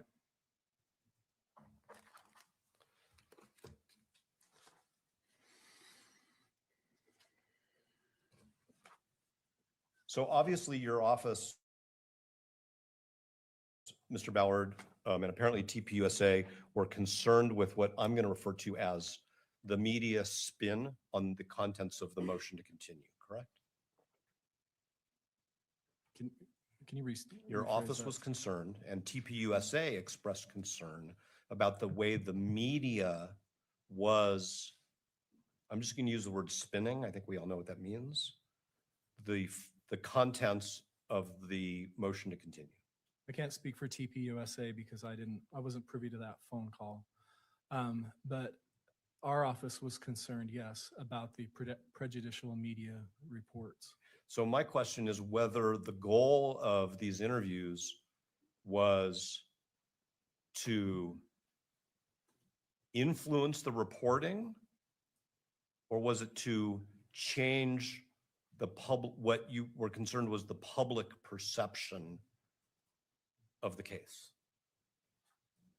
The goal of these interviews was to respond to the specific media inquiries that were being generated by the misinformation that was circulating about the bullet testing. But there's a reason why counsel who are subject to the rules we're talking about here, and especially prosecutors subject to these rules and the court orders, choose to engage in extrajudicial statements. I understand your position is it's an extrajudicial statement which is permissible under the court order and the rules. I don't agree with you, but I understand that's your position. So what I'm just asking you about is what you hoped to accomplish. Was it to change the media content, or was it to influence the public perception of the evidence in this case? Objection, asked and answered. Mr. Novak, would I you don't like- think I don't think I asked that question. Or if I did, the answer wasn't responsive. Mr. Ballard's response to the last question was the goal was to respond to media inquiries. Was that the only goal, just to Oh, respond to hold on, media hold inquiries? on. I'm sorry. Counsel, I need to rule on the objection before we Absolutely. move forward. I'm going to overrule the objection and allow that question to be answered. The goal was to respond to the substantial undue prejudicial effect of the media stories. What evidence do you have that there was undue prejudice? We haven't picked a jury yet. The evidence that the reason that we were concerned about those statements is that it was producing we were concerned about the media stories that were saying, first of all, that the bullet in fact did not match, and that therefore we had no case, that we had brought a groundless prosecution. That was our concern. Which is an issue that can be addressed through jury selection, correct? That's one way. Yes. It's an issue that could be addressed through an expanded jury questionnaire, correct? It's an issue that could be expanded through additional peremptory challenges if the court deems it appropriate, correct? That's another way. It's Yes. an issue that could be addressed through individualized voir dire, correct? Yes. It's an issue that could be addressed under the appropriate circumstances through a change of venue, correct? Perhaps. A couple more questions, and then if I have any more time, I'll reserve it. So you have 28 minutes remaining. Oh, wow. So Ms. Visser scared me.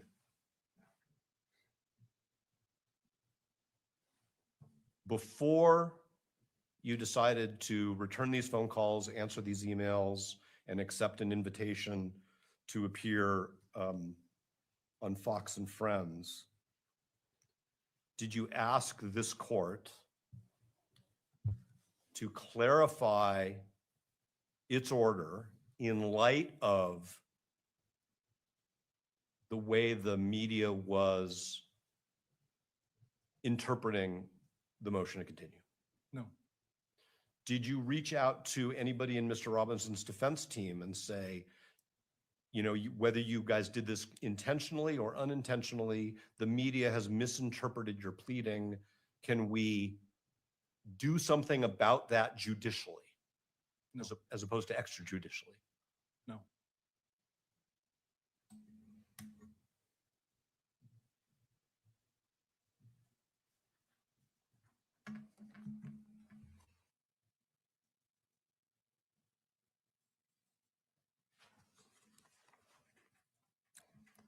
I have no further questions for Mr. Ballard. Thank you, Mr. Novak. Mr. McBride.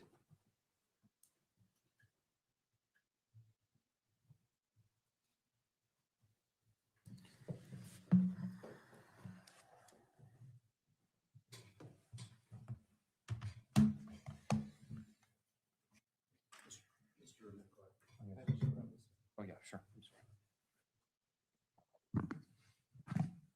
think I got it in there.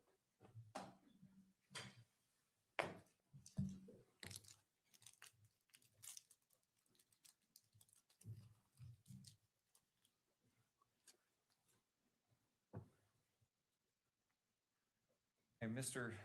Ballard, I wanted to ask you a little bit of follow-up from what defense asked you.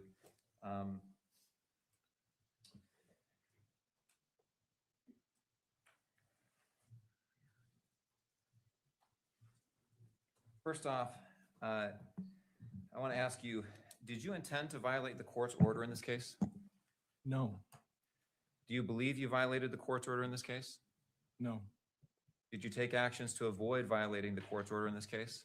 yes, And do some of those actions include being familiar with the order, yes, being familiar with Rule 3.6, yes, limiting your statements to the media to those necessary to address the issues prejudicing your client? yes, Did you include a statement in some of your statements that the defendant was entitled to a presumption of innocence, yes, and a statement that the jury would decide the defendant's guilt as the finder of fact in this case? yes,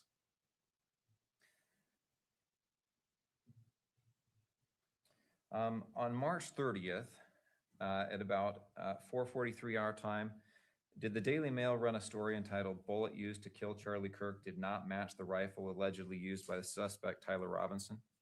yes,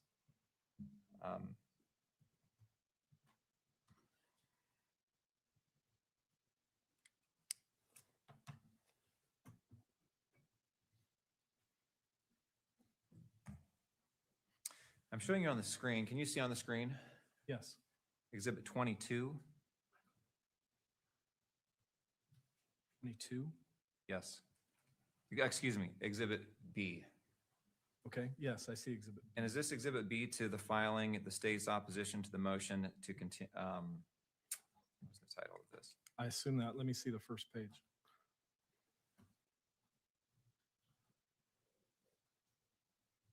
State's opposition to the motion for an order to show cause for alleged contempt of court in this case? Yes,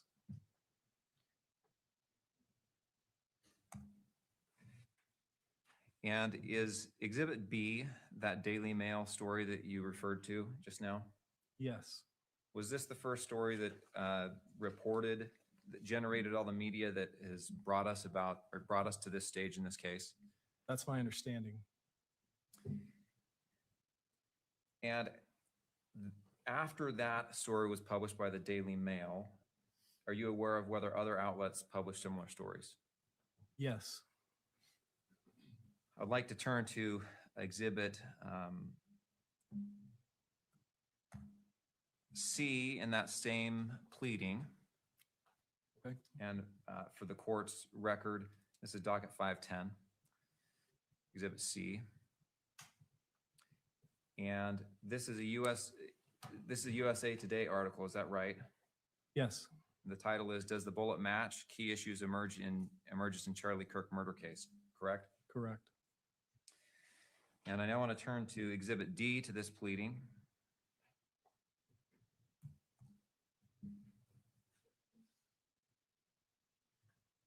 And this is an article by People, is that correct? Correct. Also published on March 31st of 2026.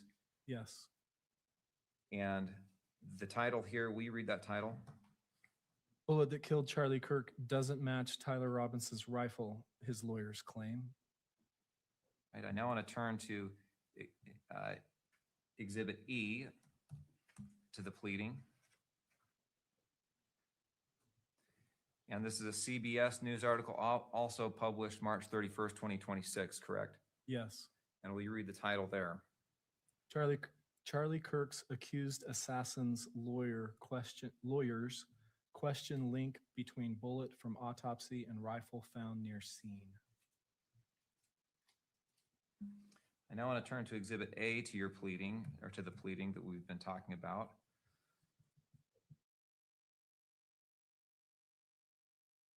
First, updated the next day, April 1st.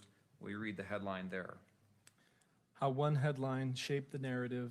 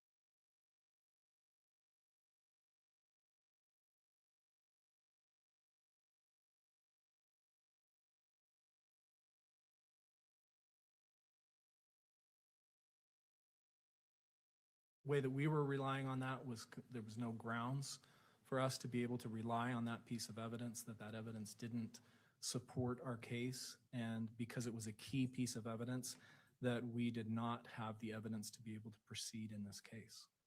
And did that make you concerned your client might be, your client's Mr. right to? McBride, let me stop you. There may be an issue with the audio being transmitted, so I just want to make sure that's remedied. And then we can continue once we confirm it's functioning as it should. Thank you.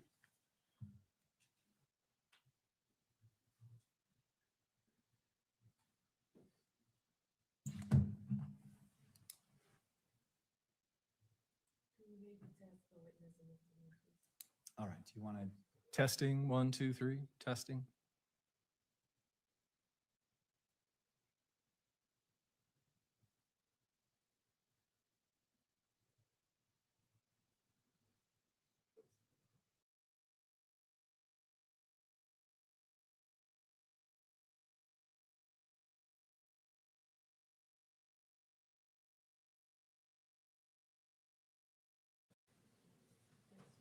We're good? All right. Mr. McBride, we can continue. Thank you. Were these reports that we've gone over in the last couple of minutes, these news stories, were they accurately reporting what the evidence was in this case? No. And did that cause you concern about whether it would affect your client's right to a fair trial?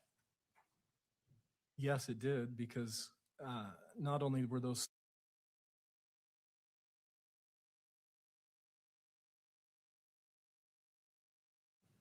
in those other articles. When you received those calls, you testified that you and Mr. Gray had spoken about this. You'd spoken about Rule 3.6 in the court's order. But when you received those calls, you had the option, as you testified in direct examination, of just saying no comment, correct? Right. Would a no comment, how do you believe that response would be received by the public if the media states, we reached out to the Utah County Attorney's Office, when they were asked for comment, they responded, no comment? Objection calls for speculation, relevance. Mr. McBride? The question here is whether or not Mr. Ballard responded as a reasonable attorney would under Rule 3.6C. Could you repeat the question? I just want to make sure I'm processing it properly. How do you believe the press would, or how do you believe the public would receive a story that had the response from Utah County Attorney's Office as no comment? I'm going to sustain the objection because it's asking for him to perceive what the public would perceive, and that does go to speculation. I'll attempt to lay more foundation. Does the public's perception matter as it relates to your client's right to a fair trial? It can, yes. And is the public's perception ultimately what the public's, and even more particularly, the potential jury pool's perception, what matters when we're talking about prejudicing your client's rights? Yes. And so isn't it true that you have to make a judgment about how the public is perceiving the media statements? Leading. This is Well, it's cross-examination. cross-examination, so I'm going to overrule that objection. Yes. Did you believe a no comment response would cure the prejudicial effect of the media stories? No. Did you believe it would actually potentially increase the prejudicial effect of these stories? Yes, especially given the kinds of stories that were circulating there, like that our case has a fundamental problem, that this is a bombshell, and for us to say no comment or to not give a response would feed the my concern was that would feed this idea that the state really does not have sufficient evidence to proceed. Okay, thank you.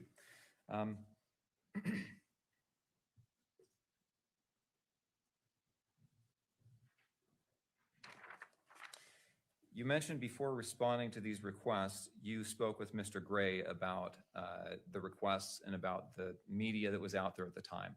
Why did you speak with Mr. Gray about that? Because we recognized that this was a significant issue and that we needed to figure out how we were going to respond to that. And was part of that to determine whether you could ethically respond? Yes. I think the conversation was, should we, and can we, and should we? I want to refer you to the court's order, the pretrial publicity order, and that's published on the screen in front of you. Do you see that? Yes. Will you read the last sentence of that order? This is the order dated September 16th, 2025. It says this order does not prohibit lawyers from making statements permitted by Rule 3.6, C, Utah Rule of Professional Conduct 3.6, sub B, sub C. Based on the language of this order, did you believe that it prohibited you from making public statements? No. Did you believe it prohibited you from making public statements that were allowed by 3.6B? No, it allowed me to do that. And same question with regard to 3.6C. Did it prohibit you from making statements under 3.6C? Objection, he's asking witness for a legal conclusion. Did you want to respond, Mr. McBride? No. I disagree with that objection, but I think the court can rule on that without response. Well, I'm going to overrule the objection because that was fodder for the direct examination. It was addressed. He was asked about that. And so this is cross-examination and that door has been opened. Okay, let's look at 3.6, Rule 3.6. And that's up on the screen in front of you. I want to go through those particular statements or particular subsections referred to by the order, 3.6B and C. There's a couple of highlights here on the screen in front of you. Is that up on the screen in front of you? Yes, I see those. If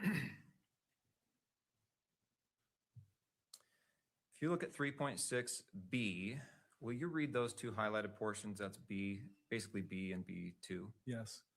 It says, notwithstanding paragraph A lawyer may state information contained in a public record. Okay. Now, before going to 3.6C, let me ask you, on direct examination, defense counsel had a line of questioning about whether you can talk about anything that's in the public record extrajudicially to the media. You began to answer that question, but you weren't given the chance to finish your answer. Under 3.6B, will you talk about your understanding of what you can talk about that is in the public record? My understanding of that, the language of the rule is that if there is something that's contained in a public court filing, that that I can comment on that extrajudicially. In this circumstance, was the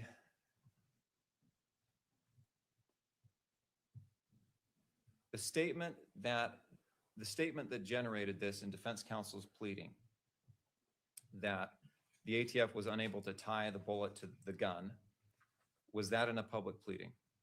Yes, And the report that they made that statement from, the ATF ballistics report is what I will call it, was that in a public pleading?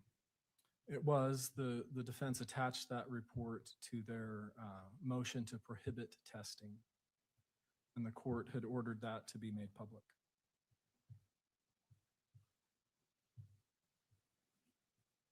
And that report was attached to a pleading in docket number 284. Is that your understanding? I don't know the exact docket number, but it concerned, I think it was their January 9th motion. Okay. And for reference, the court's order making that docket number public is docket 460, March 12th, 2026. I want to go to the next subparagraph. Okay, actually, before I do, notwithstanding that this report was public by this time, the ATF ballistics report, did you specifically comment about the ATF ballistic report and its findings in your statements to the media? No, in fact, if you look at Exhibit 4,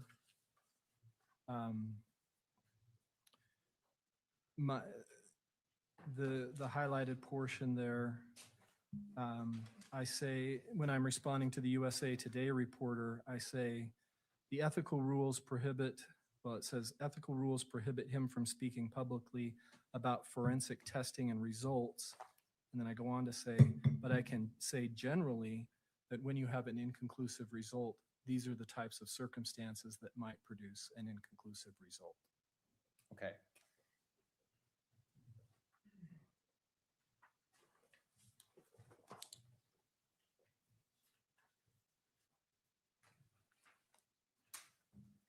Let's move to subparagraph C, 3.6C, which is up on the screen. Will you read the highlighted portion of subparagraph C? Yeah, actually, it's not up. It's For going to some take a reason. few seconds for it Okay. to render itself on the screen.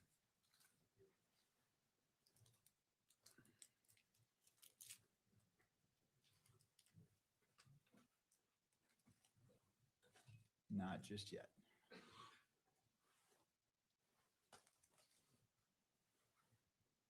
I could read it from the exhibit. Let's go ahead and do that, if you don't mind. So the first full sentence of subparagraph C. This is from Exhibit 10. It says, notwithstanding paragraph A, a lawyer may make a statement that a reasonable lawyer would believe is required to protect a client from the substantial, undue prejudicial effect of recent publicity not initiated by the lawyer or the lawyer's client. Want me to continue? No, that's fine. So as you read that, is there anything, do you see any language in subparagraph C that requires that any other public undue prejudicial, substantial undue prejudicial effect of recent publicity must be generated by a defense counsel or opposing counsel? No.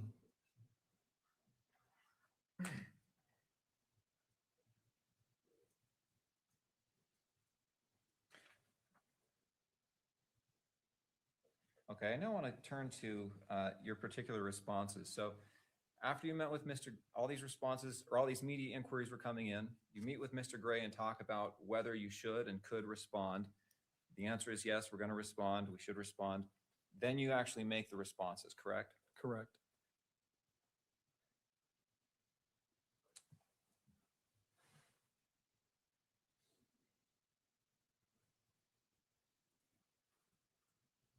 I'm going to turn back to the pleading that we'd referred to, where we had attached many of the news stories. We have here exhibit, let's see if this is the right one, exhibit F. And this is, I think this also appears in defense counsel's binder.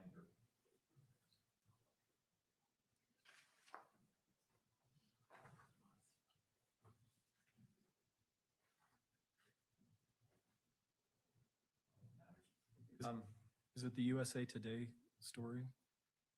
This is the New York Post story.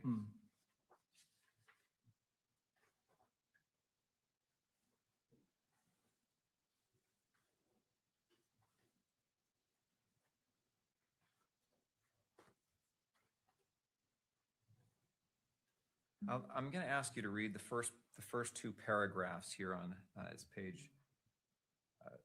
Well, actually, let me jump to page 46 here of the pleading. Will you read the first paragraph on page 46 of the pleading, Utah County Attorney's Office? Yeah. Utah County Attorney's Office Prosecutor Christopher Ballard said he can't comment on forensic testing and results, but he said, quote, when the results of a bullet fragment analysis come back as inconclusive, that means only that the fragment did not contain enough detail for the examiner to determine whether the characteristics on the fragment were consistent with having been fired by a particular firearm, end quote. And is that consistent with how you attempted to respond to all the media outlets that made inquiries? Yes. And is that in fact your statement? Yes, I can't say that it's exactly word for word, but that accurately captures what I was trying to convey to the reporter. Okay. I want to go to Exhibit G to the pleading. This is a PolitiFact article entitled, Does a Bullet Analysis Clear Charlie Kirk Suspected Killer? What an Inconclusive Result Means.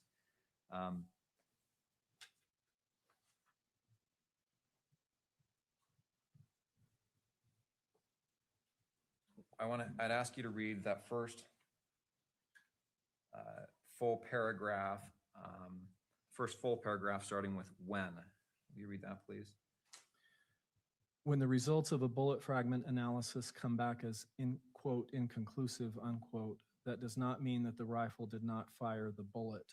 Christopher Ballard, a spokesman for the Utah County Attorney's Office and part of the prosecution team, wrote in an email to PolitiFact. Thank you. Again, is that accurate? Yes. Same answer. You can't say word for word, but in essence, it's accurate. Right.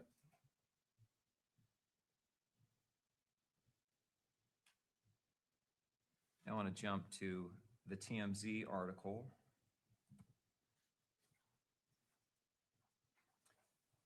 And is this TMZ article here, this Exhibit I to the pleading, an article that quotes you? Yes. So let's go to page 58. And we talked about this quote previously. Defense counsel asked you about this. And the statement beginning with Attorney Christopher Ballard tells us, that paragraph, is that the same? Is that quote starts with generally and ends with trial? Do you know if that is, if that quote is exactly how you said it to them? The quote again comes from, I'm answering two different questions from the reporter. First, the reporter asked me about these claims that the bullet didn't match. And then he asked me, so do you still have a case?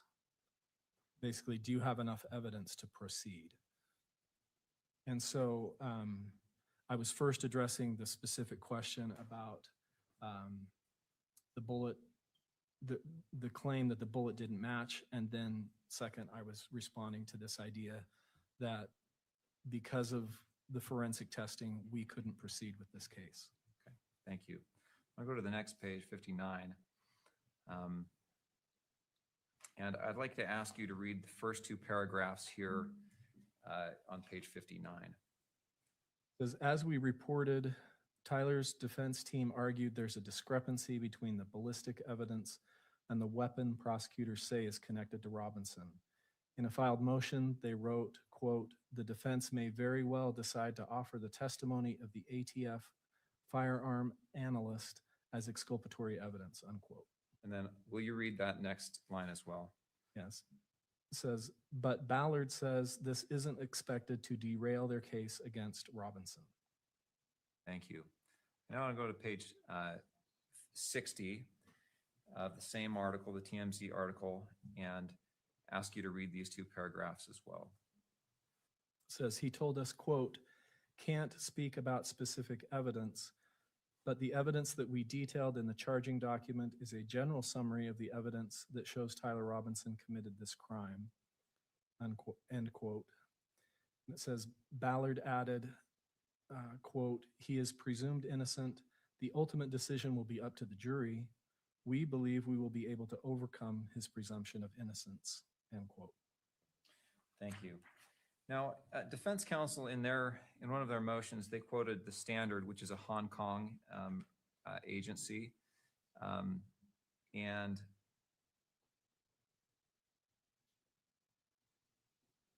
did you look at that quotation to the Hong Kong or to the Standard? Yes, when I saw that in the defense pleading. Okay, and I've got that up on the page on the monitor in front of you.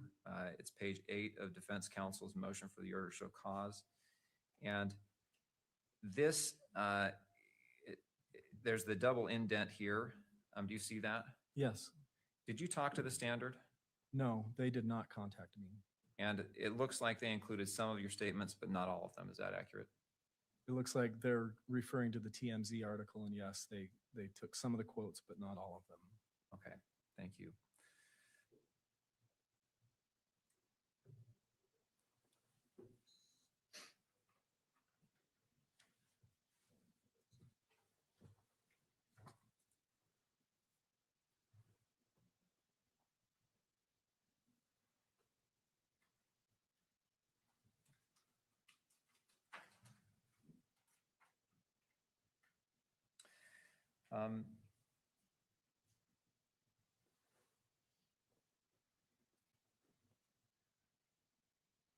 If I can have just a moment.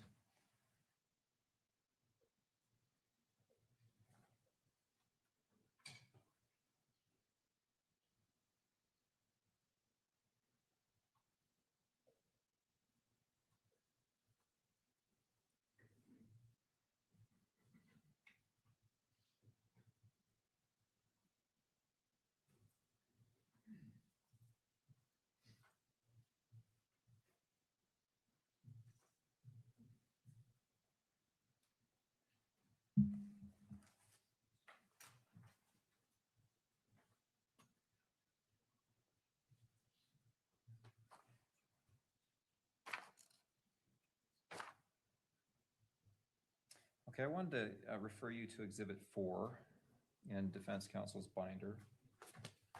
Okay.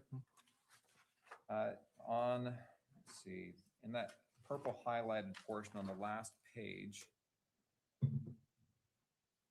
second to last paragraph, this was discussed a little bit earlier, but I wanted to make sure that this was clear. Will you tell us what you were referring to in this second to last paragraph? It reads, Ballard confirmed the ATF or FBI and ATF are adding information to the initial reports. The prosecutor expected will include data supporting the initial conclusions. Will you explain what that's referring to? Yeah, my recollection is that the defense, is part of their motion to continue the preliminary hearing, as part of the justification for that motion, they had argued that they hadn't received all of the underlying data that supported the conclusions in the initial reports. And so the reporter was asking me about whether had that data already been produced or whether it would be forthcoming. And I was confirming that the FBI was gathering that and would be providing that, the information that the defense requested. Did you personally appear on Fox and Friends? No, I did a Zoom interview that they used as part of that program. And the video we watched earlier, is that the entirety of this portion of your interview that they used on that program? Yes. You didn't go to New York and sit down with them? Nope. Did you actually ever leave the office and go on a media speaking tour? No, all I did was respond as the media inquiries came in.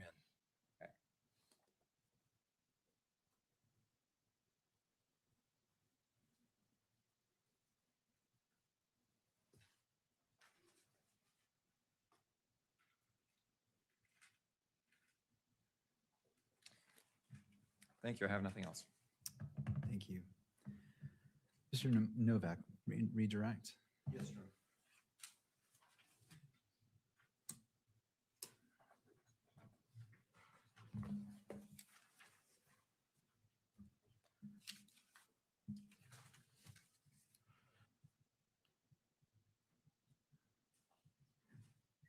Mr.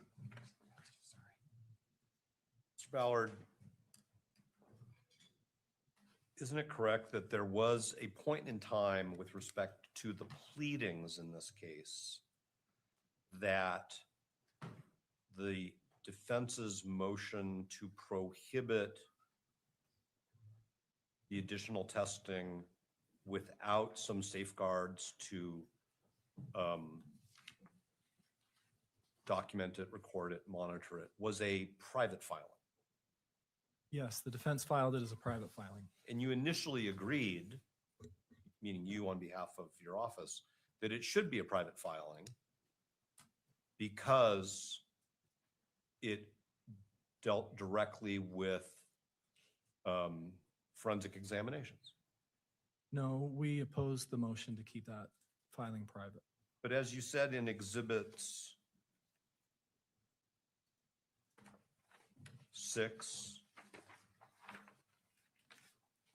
and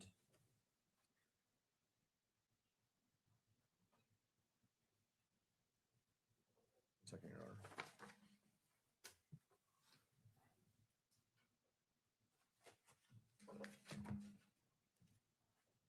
Make sure I'm citing the correct exhibit. In exhibit 6,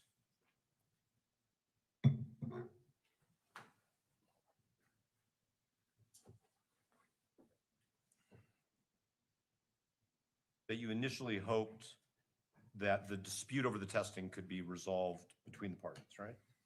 Yes. Okay. And then we filed, meaning Mr. Robinson filed, a motion to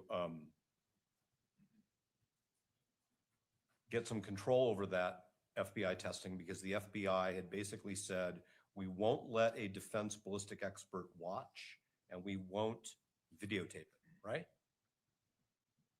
I wasn't privy to what the defense was saying, or the FBI lab was saying. But you're aware of the dispute. There was a dispute, yes. The FBI wanted to do further testing on bullet fragments, and we were concerned that it would have a destructive effect on the evidence. And so we asked to have a ballistics expert observe the FBI testing, correct? I know that you filed a motion. We asked your office to arrange with the FBI for an outside expert to observe. Aren't you aware of that? I know that you were requesting certain procedures. Right, was to either be present or videotape it. Or maybe you don't know what the procedures were. That sounds correct to me. I wasn't part of those negotiations. Okay. That And discussion. when the FBI didn't agree to let there be light on whatever they were going to be doing, as opposed to darkness, we filed a motion for judicial intervention, right? Yes, you filed a motion. And we filed it privately. Yes. And we argued to this court that it should be private because it addressed forensic testing not yet received into evidence and future forensic testing not yet received into evidence. And the state opposed that. Counsel's testifying. Didn't we file that? Oh, counsel, there's an I did it objection. again. Would Sorry. you like to respond? I can rephrase it in the form of a question. All right, I'll go ahead and sustain the objection and maybe rephrased. Are you familiar with the reasons why we thought the forensic testing documents and the dispute should be filed and litigated privately? I think I generally understand why you wanted that private. And the state decided it should be public. We decided to oppose that motion. It was your position that it should be public. Yes, And then the court overruled or denied the motion to keep it private, correct?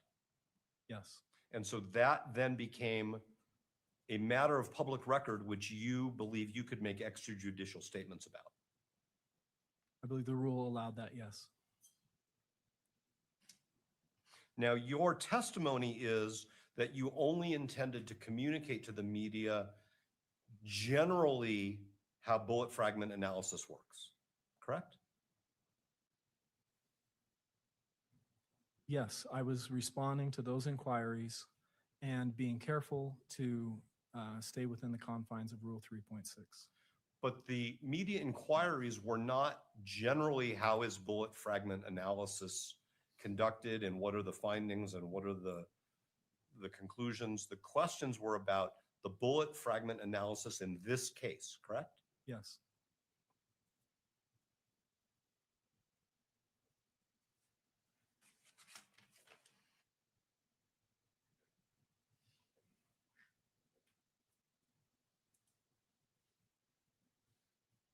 Would you agree with this following statement? In the first few weeks of this case, there were many media stories emphasizing evidence of Mr. Robinson's guilt. yes. So your interpretation of Rule 3.6, because of that, is that I could go on Fox and Friends or send emails to media entities or have telephonic interviews where I say on multiple occasions, it's my opinion that my client is innocent. Objection, relevance. Do you wish to respond? Mr. Ballard has testified that he doesn't think that his his extrajudicial statements violate the rule. And he specifically referred to comment 4, which says any opinion as to the guilt or innocence of a defendant or suspect in a criminal case is not prohibited because of what he says is prejudicial pretrial publicity. And so I'm asking the obverse, which is whether he agrees that that means that I or somebody I hire could go on a speaking tour. I'm not saying you went on a speaking tour, but and proclaim my opinion that Mr. Robinson is innocent without violating this court's order or without violating the rules of professional responsibility. All right. I understand the objection and the response. I'm going to overrule the objection as it's within the nexus of what's being addressed in this hearing and what's been brought up in both direct and cross-examination. What I understand the rule to allow is for a lawyer to make statements that the lawyer believes are necessary to protect their client from substantial undue prejudice of media stories. So if I think in good faith that my client has been, that there is already proof of undue prejudice against Mr. Robinson because of all of the media stories, without seeking any judicial intervention, without seeking an ethics opinion from the state bar, I can schedule media interviews, I can issue press releases saying it's my opinion that he's innocent. I think your interpretation of Rule 3.6 is up to you. I'm asking you if you agree with that hypothetical. Repeat the hypothetical. Without any findings by anybody at this point of undue prejudice,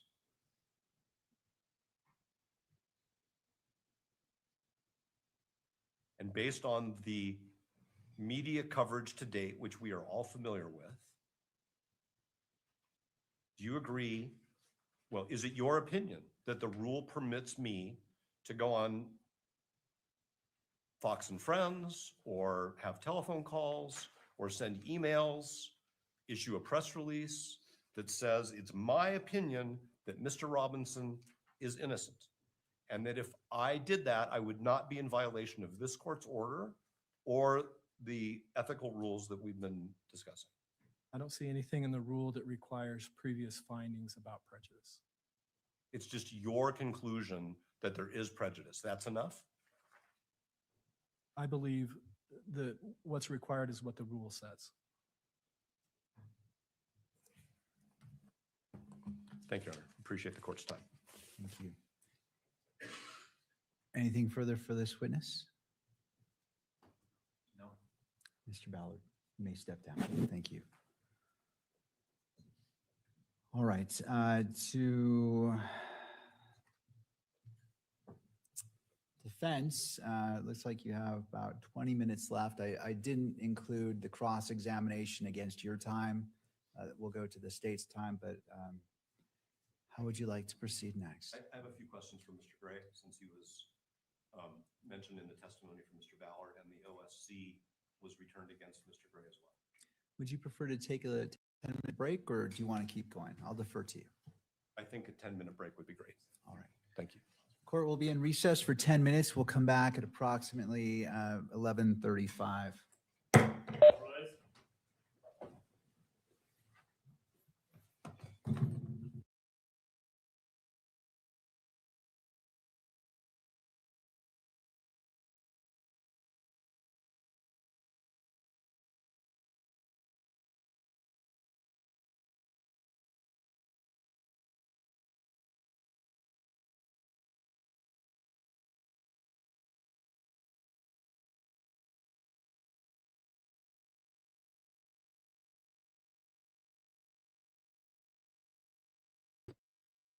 So many things to click. This has been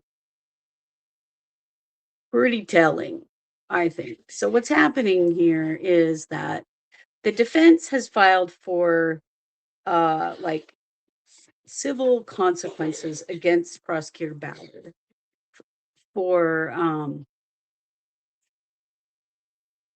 talking to the media about the bullet fragment situation. So a while back, a couple months ago, a story broke on the internet, initially with the Daily Mail, which we were talking about in the chat about how not the most reliable source, but it basically saying that the bullet fragment that they have of the bullet that killed Charlie Kirk cannot be matched to the 30-06 rifle that is being attributed to Tyler Robinson. It's only a small it's only a fragment. It's not the full bullet. The bullet disintegrated. And basically they're just saying they can't say it is that gun. They also can't say it's not that gun. It's just one of those kinds of things. And this is this weird situation where the FBI swooped in on this very much a state case and took some of the evidence away and is processing it. And so the ATF is actually who processed this bullet and then put this word out that this bullet cannot be confirmed to be having been fired from that gun.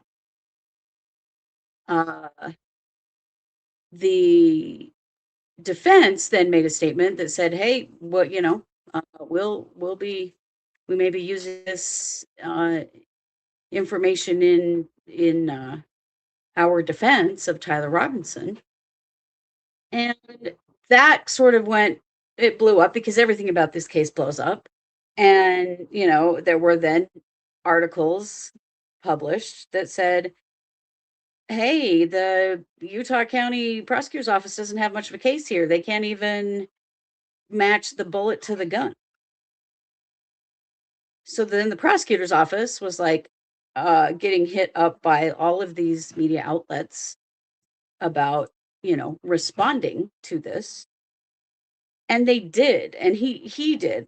Prosecutor Ballard responded repeatedly to multiple news outlets, including doing an interview on Fox and Friends. And he, as much as he's trying to say he just spoke in generalities about ballistics, he did specifically say the bullet, the gun, this doesn't mean necessarily what you think it means. It means they can't include it or exclude it. And we have plenty of evidence to prove our case, basically. Well, there was a non-dissemination order in this case that said, you don't be talking to the media about the evidence. Like, don't do it. And then the prosecutor's office did do it, and they did it rather prolifically. Like, they gave statements, Ballard gave statements all over the place. And then his statements were picked up by other outlets. And anyway, so the defense is saying he violated the non-dissemination order. We want civil consequences, which I think is as fines for this, because he's jeopardizing the veracity of the case, And so that's what this is about, that this was him being questioned by the defense and then cross-examined by one of his prosecutors about what he did, what he said. We heard some of what he said. He says over and over again, he was just speaking in generalities about ballistics, but then he says the bullet, the gun, which does make it sound like he was talking about this specific evidence. And so then they're saying, well, we can, because this was already addressed in a court filing, so we can talk about this specific evidence. But we weren't actually talking about this specific evidence. It was in generalities. So they're really talking out of both sides of their mouth this way. And I don't know that Judge Graff is going to do anything about this. But it's very unwise. If nothing else, it's extremely unwise what they've done here to go to the media. I have felt ever since this first happened that, first of all, this is a small county in Utah. They've not had this kind of attention before. I felt like they were offended, got their ego bruised a bit, that the media was saying they had no case. And so they came out on the defensive without really thinking about, was this the right thing to do or not? Should they have been doing this or not? They've made it all kinds of statements that, this is very important and it matters what the public thinks. And, they're trying to couch that with potential jurors, but they're also just saying in general that public opinion matters. And I mean, I think we've seen plenty of other cases where inflammatory things came out in the news about the state's case in a big trial, where you see the prosecutors make no comment. We're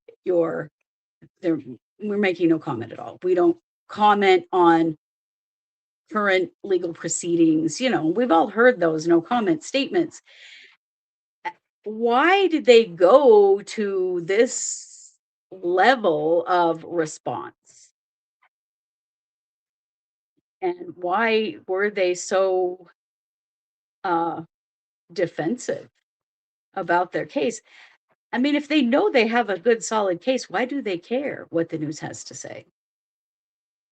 And they talked to TMZ, who, another, like the Daily Mail, less trusted for accuracy. I don't know. I really think they screwed up here, and that they know they screwed up, and that the defense has got them on that. But will Judge Graff do anything about it? I don't know. But I think what you're seeing here is some real fragile egos that got bruised. And so they took their option to respond to what happened in a dysfunctional way. That's just my opinion as a podcaster and someone who's watched a lot of court and a lot of trials. It was surprising to me that the prosecutor's office made a statement. It wasn't surprising to me at all that the defense made a statement. They don't have the same the requirements aren't exactly the same. And they do have the right to come out and say that our client, maintains his innocence and that he's going to, use every bit of evidence possible that is exculpatory to show that he did not do this. Now, the ballistics report really isn't exculpatory or inculpatory. It basically just says we can't prove it one way or the other. So both sides spun it to their benefit. But I mean, prosecutors generally are held to a higher standard, that they are not to be talking about this kind of stuff in the news. And on top of that, there's a non-dissemination order. Just ethically, that's already an expectation. And then you have, the non-dissemination order on top of that. So that's what we've just been witnessing, is the defense question the prosecutor, and the prosecutor's office cross-examine. We're going to see the defense gets a rebuttal when we come back after the break. They did a 10-minute break. And we shall see what they decide to do now with that, what Judge Graff does. And it's not going to be today, because we all know how this goes with Judge Graff. It's going to be a while, and he's going to read us the entire response like he did earlier. Earlier in the hearing, the defense had applied for a stay in this case because they are appealing to the Utah Supreme Court Judge Graff's decision to keep cameras in the courtroom. And so they wanted to stay. They're doing everything they can to delay the preliminary hearing that's coming up on July 6th. The judge did deny the stay. So so far, we're marching toward July 6th, unless the Supreme Court steps in and says, we want everything to stop until we can rule on this. But they haven't done that yet. Red says, it is unwise. I think they were clarifying an incorrect report. The fact that this is an extremely high profile case, the public wants this case to move along. It is being stalled and has been. Yeah, exactly. But this is what a good defense team does, is stall. That's exactly their job. That is exactly their job. But yeah, I know. I mean, and this always gets wrapped up with Utah has a law that says that victims have the right to speedy trial. That does not supersede the right of the defendant to have speedy trial or not if they waive. It definitely doesn't carry the same weight, but they're sure giving that to Erica Kirk, which I think is odd. I have not ever seen that used in a Utah trial before. Like it's a Utah law, but I've never seen it like come up so many times. Another interesting thing that the defense pointed out is that the prosecutor's office had been talking with Turning Point USA, Charlie Kirk's organization, and that they were unhappy with this. That seems wildly inappropriate to me, that they're talking to Turning Point USA and that their decisions could potentially be colored by what Turning Point USA wants. They keep referring to their client, that they have to do what's best for their client. Their client is the state of Utah. It is not Erica Kirk. It is the state of Utah. And somehow they're making all this seem as though their client's rights were being violated. I've also never seen, and maybe some of you have, if you have, comment and tell me, I have never seen a prosecutor's office invoke the right of their client in this way. All of this is weird. One of you asked in the chat, is it normal for a prosecutor to be on the stand like that? No, it's not. It's not normal at all. Defense attorneys attempt it, but this is the second time this has happened in this case, because the first time around, it had to do with one of the prosecutors having a child who was actually at the event when Charlie Kirk was killed. And the defense was like, hey, we don't even think this office should be on this case for that reason. They did one of these, very similar. and a hearing like this, and the judge determined that it didn't have any direct impact on the decisions made by the prosecutor's office. And honestly, it probably didn't. From what I could hear in watching that hearing, I don't think that it really did, but this is the second time. I mean, they're really going hard at the prosecutor, which is their job, the defense. The victim would be Erica Kirk. She represents Charlie Kirk. She is the victim, but the client of the prosecutor's office is the state. So I don't know. This is all going in a way that I've not seen before. Very interesting. But the defense is fighting very hard for their client, which is good to see them doing their job. I think the prosecution's team needs some media training and needs to really think about, is it appropriate to defend themselves in the media? You don't see defense teams, confident ones, do that much. So anyway, that's what's going on. Thanks for joining me. We're on a break. He said would only be about 10 minutes, and then we'll come back and we'll hear the rebuttal for the defense. They're supposed to also talk about some evidence today, what they're calling hearsay evidence. So we'll see if they get to that. I assume probably will after all of this. So as usual, the case against Tyler Robinson is constantly in flux and is taking us to places that we haven't seen a lot of other cases go. So I think it's been, if nothing else, very educational. So thanks for joining me. You know it. I am Christy with the True Crime Squad. We'll be back after this break.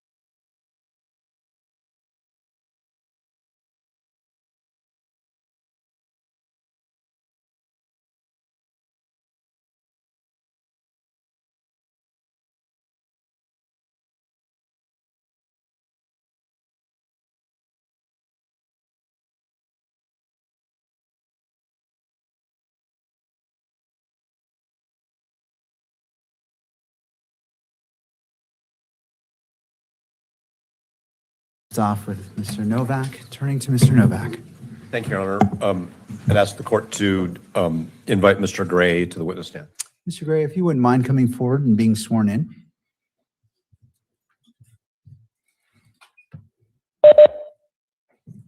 You do solemnly swear that the testimony you shall give in a case now pending before the court will be the truth, the whole truth, and nothing but the truth, so help you God.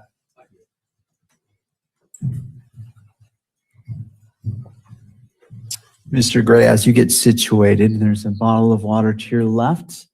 And after you're seated, if you wouldn't mind pulling the microphone to you so the record picks up your testimony. Mr. Novak, your witness. Thank you, Your Honor. Mr. Gray, you're the elected county attorney for Utah County, correct, sir? Yes, sir. All right. And so you are responsible for essentially everything that happens in and through your office, correct? Yeah. All right. And is Mr. Ballard still your chief of staff? Yes. Does that mean he reports to you in the sense of an organizational structure? Yeah. All right. And he's also the public affairs officer for your office? Yeah. And he's also an attorney? Public information officer. I'm sorry, public information officer. And he's also a prosecutor. He's general counsel. He helps with motions. And he's one of the prosecutors in this case. Yes. All right. Mr. Ballard testified that you and he had some general conversations about media inquiries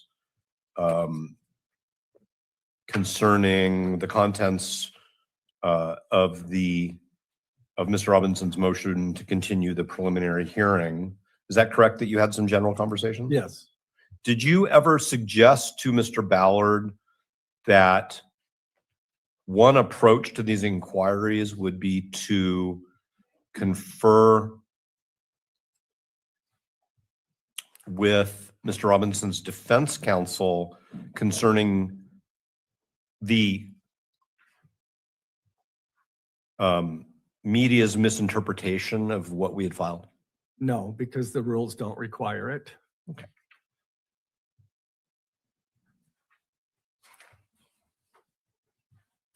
Did you discuss with Mr. Ballard whether the state should approach the court concerning what, if anything, the court would permit the state to do in light of your concerns? Again, no, because the rules don't require it. Do the rules prohibit it? They do not prohibit it, but neither did his order require it, the judge's order in this case. Nor did the rules prohibit you No. from, I'm No. sorry. Nor did the rules prohibit you from reaching out to defense counsel and say, hey, you know, the media is spinning this in a certain way. We need to discuss correcting the record No, or clarifying media misinterpretations. no. All right. What about having a conversation with Mr. Ballard that went like this? Why don't we draft a statement, a single statement that we can send out to media entities and just be done with it? I don't know that we had that conversation. I might have thought about that, but then you're getting even wider dissemination. I was unaware of how many inquiries there were that actually might have the effect of going beyond who was inquiring. But would you agree with me that one approach could have been to issue a statement which says the state stands by the allegations in the information and the significance of any evidence will be established in court proceedings? I don't think that that would be sufficient.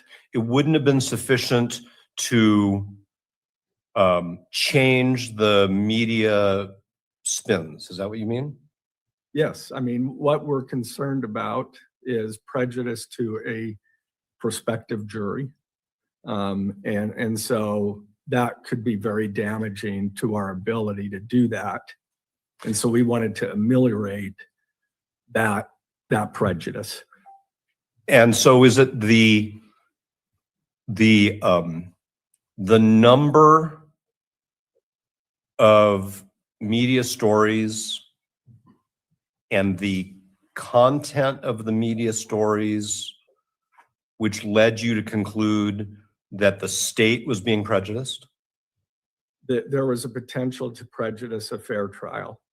Yes, Based on based on misinformation. in the media? Yes, But if it were accurate information, that would be okay with you? I would not be correcting anything if it was accurate information. Did you consult so we have the binding rule of professional responsibility here in Utah. Did you consult the ABA rules on this same issue? No, Are you familiar with them? yes, Are you familiar with the ABA rule that basically says extrajudicial statements by one party are only permissible where there have been extrajudicial statements by another party? Objection, Your Honor. Relevance. What we're dealing with here is whether or not Mr. Gray, Mr. Ballard violated the court's order. It does not refer to the ABA rule. I think it just goes to the state of mind of both of the individuals against whom the court has already returned to the order to show cause.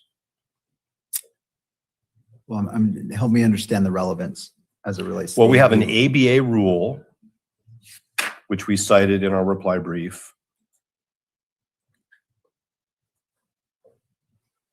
Called Fair Trial and Public Discourse, cited at pages 4 and 5 of 6 pages in our reply brief at footnote 1, which points out that the ABA guidelines limit extrajudicial statements to those circumstances where an opposing party has already made extrajudicial statements. Whereas here, what the state is saying is that it can basically correct the record or make any public statements it wants as long as there's something in the public record, regardless of where it came from. Why my concern as it relates to relevancy is whether that's binding and whether that's even applicable. I mean, there may be like a best practices, and I'm not saying it is or it is not, but as it relates to the issue before me, I don't see how that's relevant to help me with my finding in regards to the ABA. Okay, so I think that so far Mr. Gray has said he's aware of it, and I think that's fine. All right, thank you. So I'll sustain the objection. We'll move on. Is that correct, Mr. Gray? You're aware of that standard? I am aware of the ABA standard.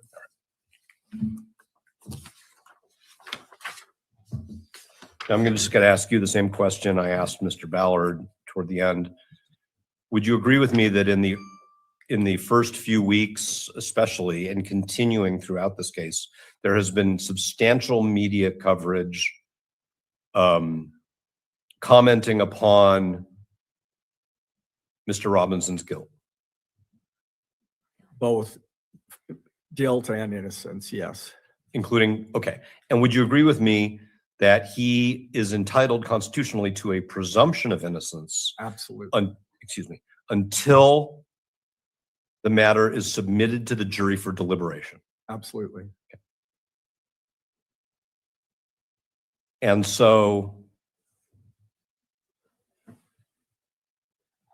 do you agree with Mr. Ballard that in light of all of what Mr. Robinson's defense counsel view as prejudicial media coverage, prejudicing his right to a fair trial, that I can make public statements as to my opinion about his innocence without violating this court's order? No, you cannot make an opinion about innocence or guilt, but I don't think that's what happened here.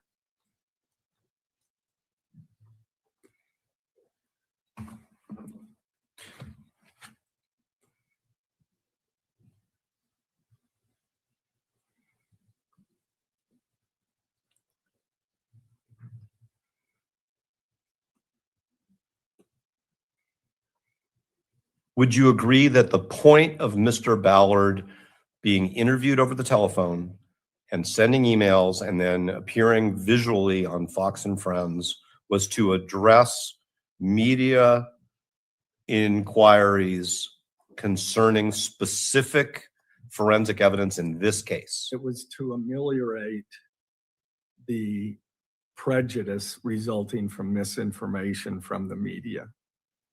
About a specific piece of evidence in this case? Yes. And you think that by crafting that Mr. Ballard's efforts to control the conversation with the media by, as he testifies, just talking about forensic testing generally avoids the prohibitions in the rule? Whether I believe that avoids the general prohibitions, I Yeah. think that's one way to do it.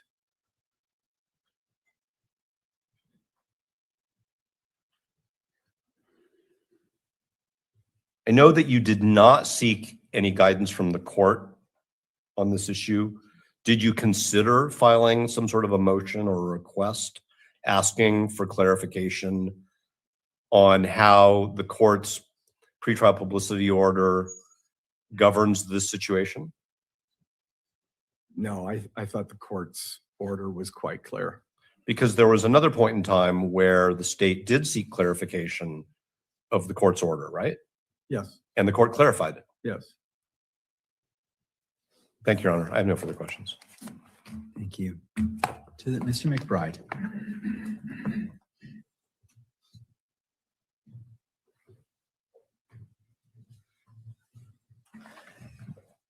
Mr. Gray, do you believe that the presumption of innocence means that an attorney can never respond to prejudicial media? No, Did you intend to violate the court's order in this case? no, Do you believe you violated the court's order in this case? no, Did you take actions to avoid violating the court's order in this case, yes. such as you are familiar with the court's order? I'm familiar with it, yes, You are familiar with Rule 3.6, correct? yes, And you expected Mr. Ballard to limit the statements to the media to those necessary to address the issues prejudicing your client. yes, Now, you've been present for the testimony about the, what I'll call kind of a media frenzy about this claim that the bullet didn't match the gun, yes. right?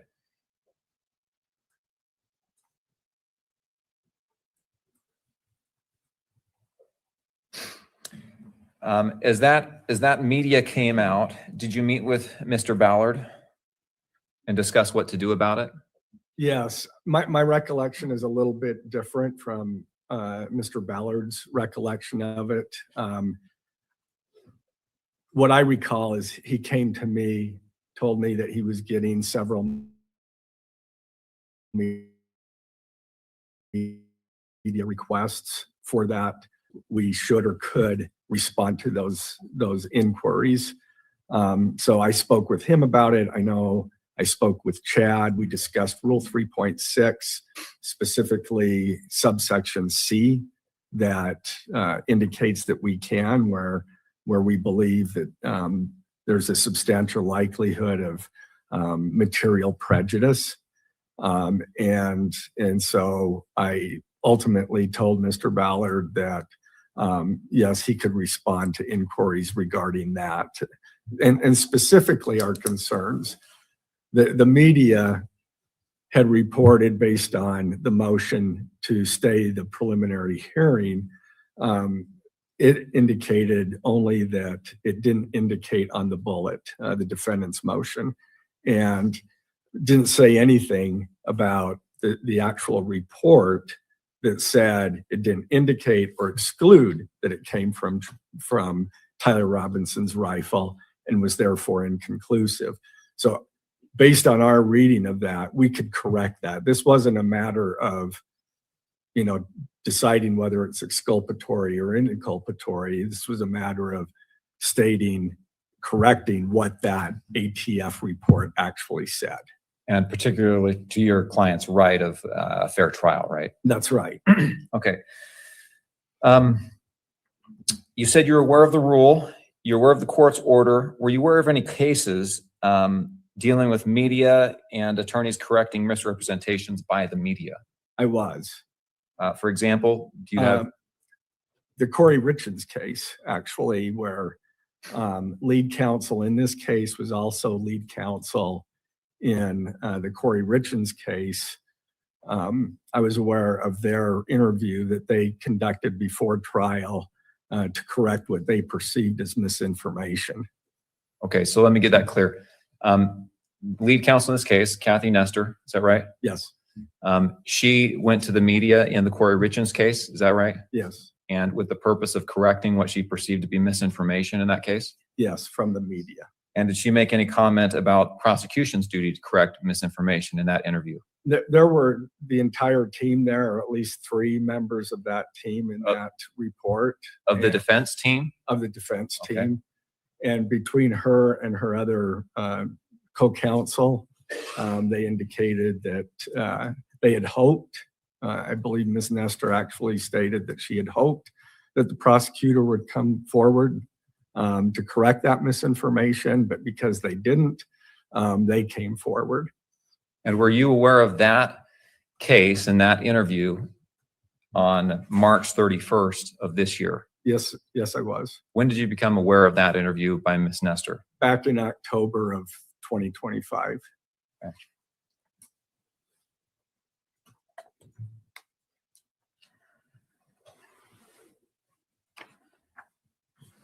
Have there been other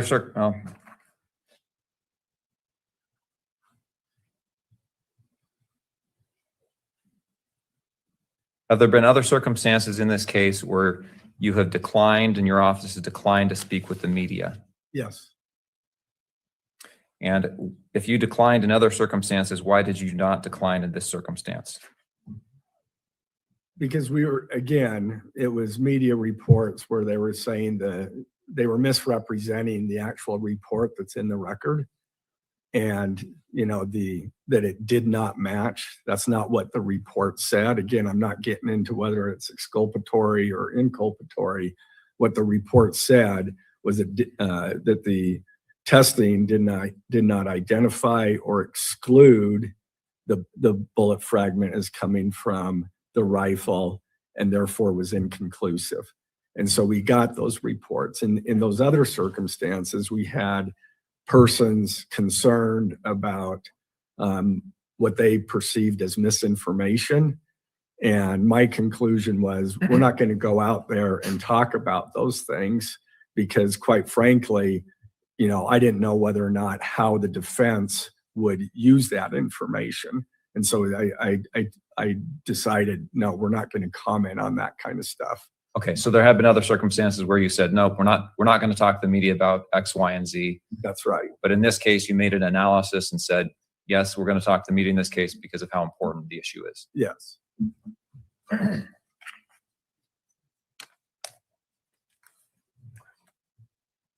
Nothing else. All right. Mr. Novak. Mr. Gray, I don't know anything about the Corey Richens case, so let me just ask you a couple questions. Sure. You had watched some sort of a media interview that you say that Ms. Richens' counsel conducted before trial. Yes. And did you think that was appropriate under the rules? I think they went beyond what they could do, but I think it is appropriate under Rule 3.6 under the right circumstances like this case. So it really depends what it is you say that puts you close to the line or over the line set by Rule 3.6 in the court. Sure. I mean, you have to be careful in what you say. I mean, Okay. we do our very best to be careful. And was your office prosecuting that case? No. Okay. Did the county attorney file anything with the court concerning those public statements to your knowledge? I'm not aware of that. I talked with her. She was the one that advised me of that, and that's why I became aware of it. But I don't know whether or not they decided to or not. There are many reasons why you may or may not file something. I know that she wasn't happy with it. When you say she, you're referring to the county attorney? Robert Olson from Summit County. I see. And you don't know if Summit County sought any judicial review of those extrajudicial Yeah, statements? I do not know. Understood.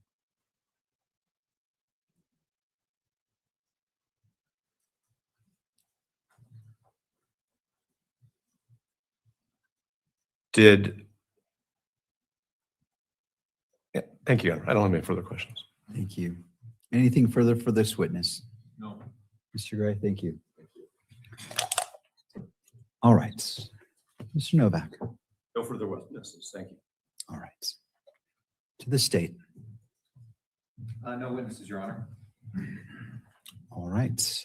We can proceed to, I'll defer to the parties. Mr. Novak, you have about 8 minutes for argument. The state has a little bit more than that. So as the parties wish to proceed. I'm prepared to do it now if the court wants to continue. It works. Yes, my intent is we'll do that. Then that will conclude this particular as it relates to the OSC, and then we'll turn to the motion in limine as it relates to hearsay, giving the parties time to argue that as the court has reviewed in detail the motions, which were detailed, and the court appreciates that. So we'll have a brief oral argument on that, and then we'll go to the last issue that Mr. Novak brought up and address that as well. All right, turning to Mr. Novak.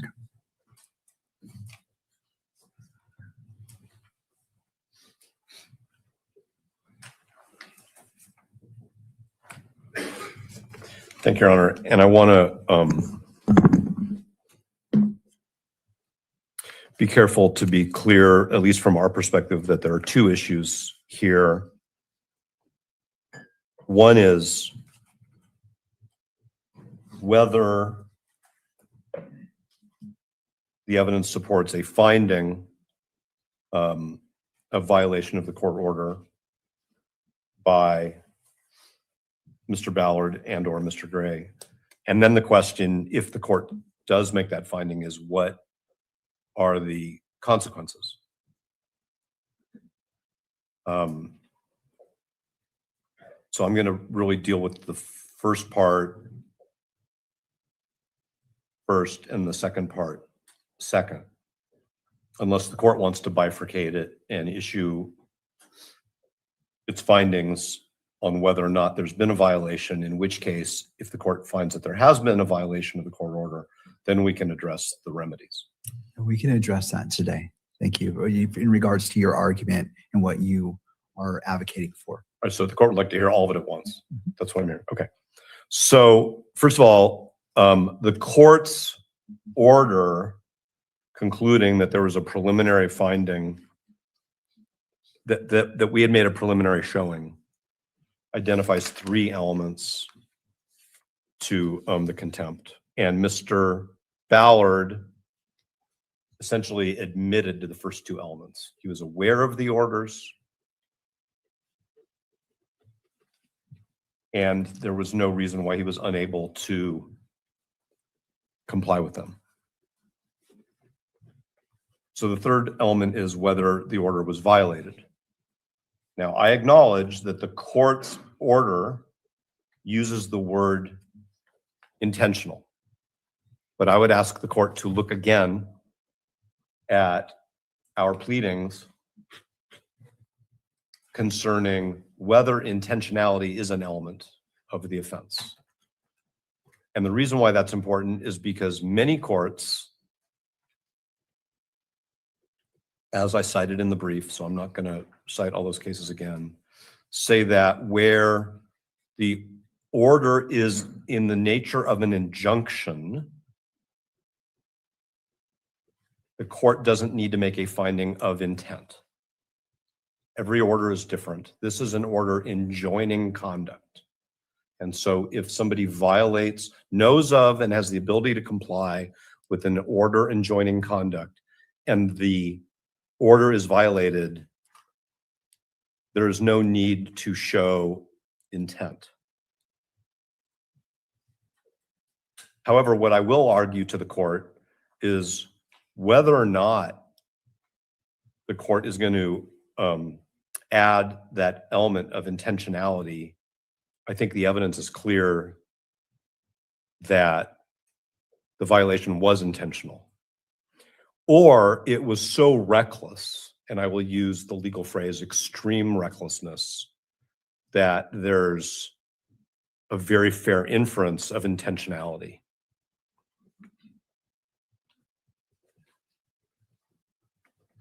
And I don't say this lightly, and this is one of those situations where lawyers and judicial officers sometimes cringe, but sometimes the cover-up is worse than the original conduct. I know we've all heard that before, and we all know what that means. But I find no credibility in Mr. Ballard's sworn testimony that he only intended to communicate with the media generally about bullet fragment analysis. He used phrases like "this bullet." He's responding to misconceptions in the media about what the defense said in its filing. He's talking about the bullet fragment analysis in this case. And I have trouble accepting Mr. Ballard's explanation that he really never said anything about the bullet fragment analysis in this case. Especially, I mean, the most clear example, frankly, is his statement in Exhibit 7, which is his statement on Fox and Friends.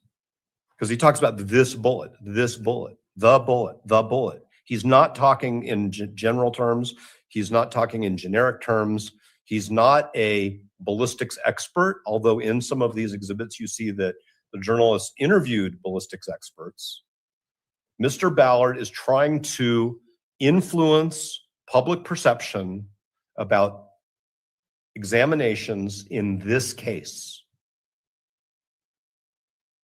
And I think to say, oh, I'm not talking about this case, I'm only talking about ballistics generally, is belied by the context in which the statements were made, the motive that Mr. Ballard and Mr. Gray admit they had in engaging in extrajudicial statements, and the content of those statements.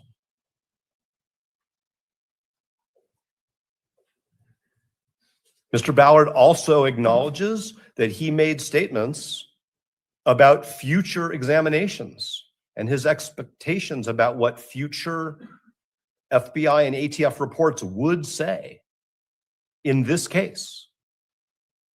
So even if Mr. Ballard has this, what he thinks is a safe harbor, oh, I was just talking about bullet fragment analysis generally, he is then saying, oh, and we'll have some more reports in this case soon that will clarify this.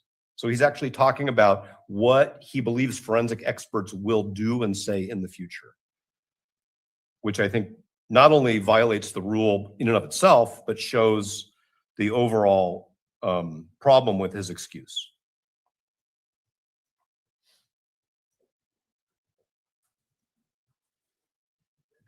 The reason why we asked Mr. Ballard and Mr. Gray if you can turn this around and say, since there's been all of this negative media coverage, can I go on a public relations tour and state, in my opinion, Mr. Robinson is innocent extrajudicially, beyond the fact that he has a constitutional right to the presumption of innocence, which the prosecution has an obligation to embrace and uphold, is because if I can do that in response to media coverage, then this court's order and the rule are completely swallowed up. In other words, in a case where there is media coverage, which is not the result of interviews by the defense, I can go do those things, then this court's order has very, very little meaning. And Rule 3.6 has very little meaning. And that just can't be the way it works. So at a minimum, their conduct was extremely reckless. And that in the law is the same as intent. But again, I don't believe that that's what this court has to make a finding in order to confirm the court's initial preliminary finding of a violation of this court's rules.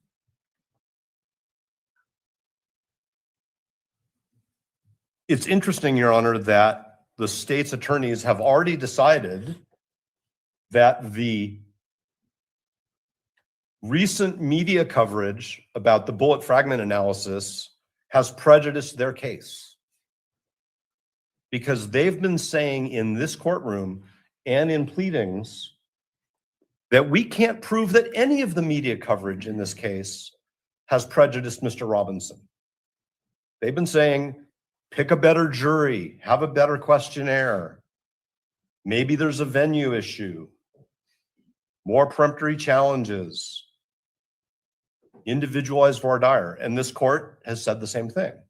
But when it suits them, they say they've already determined that their case is prejudiced. And so they need to correct the perception in the jury pool so that they can have a right to a fair trial. And it's offensive to me, but it's deeply ironic that when it suits the state, we can't prove prejudice. And when it suits the state, they've already concluded that there's prejudice, without even taking a moment to say to this court, we're very concerned about this. We weren't concerned before about all of the negative media coverage about Mr. Robinson and his life, but now we're concerned about the media coverage concerning this piece. And so, Judge, what are we going to do about this? I am confident that if the court received an inquiry from counsel that said, there's an urgent matter here, we'd really like to have a conversation with the court about what is acceptable under this court's order, this court would have convened a hearing. This court convened, as I recall, a conference call on like 6 hours notice back in September when the court wanted to manage this case quickly because things were happening. And the court's staff got everybody on the phone, and the court made some decisions, and then those decisions were docketed. There's nothing that stopped the state from asking this court to either clarify its order or approve some press release, even if it was over the defense's objection, that would be consistent with Rule Point 6 and the court's orders and Rule 3.8.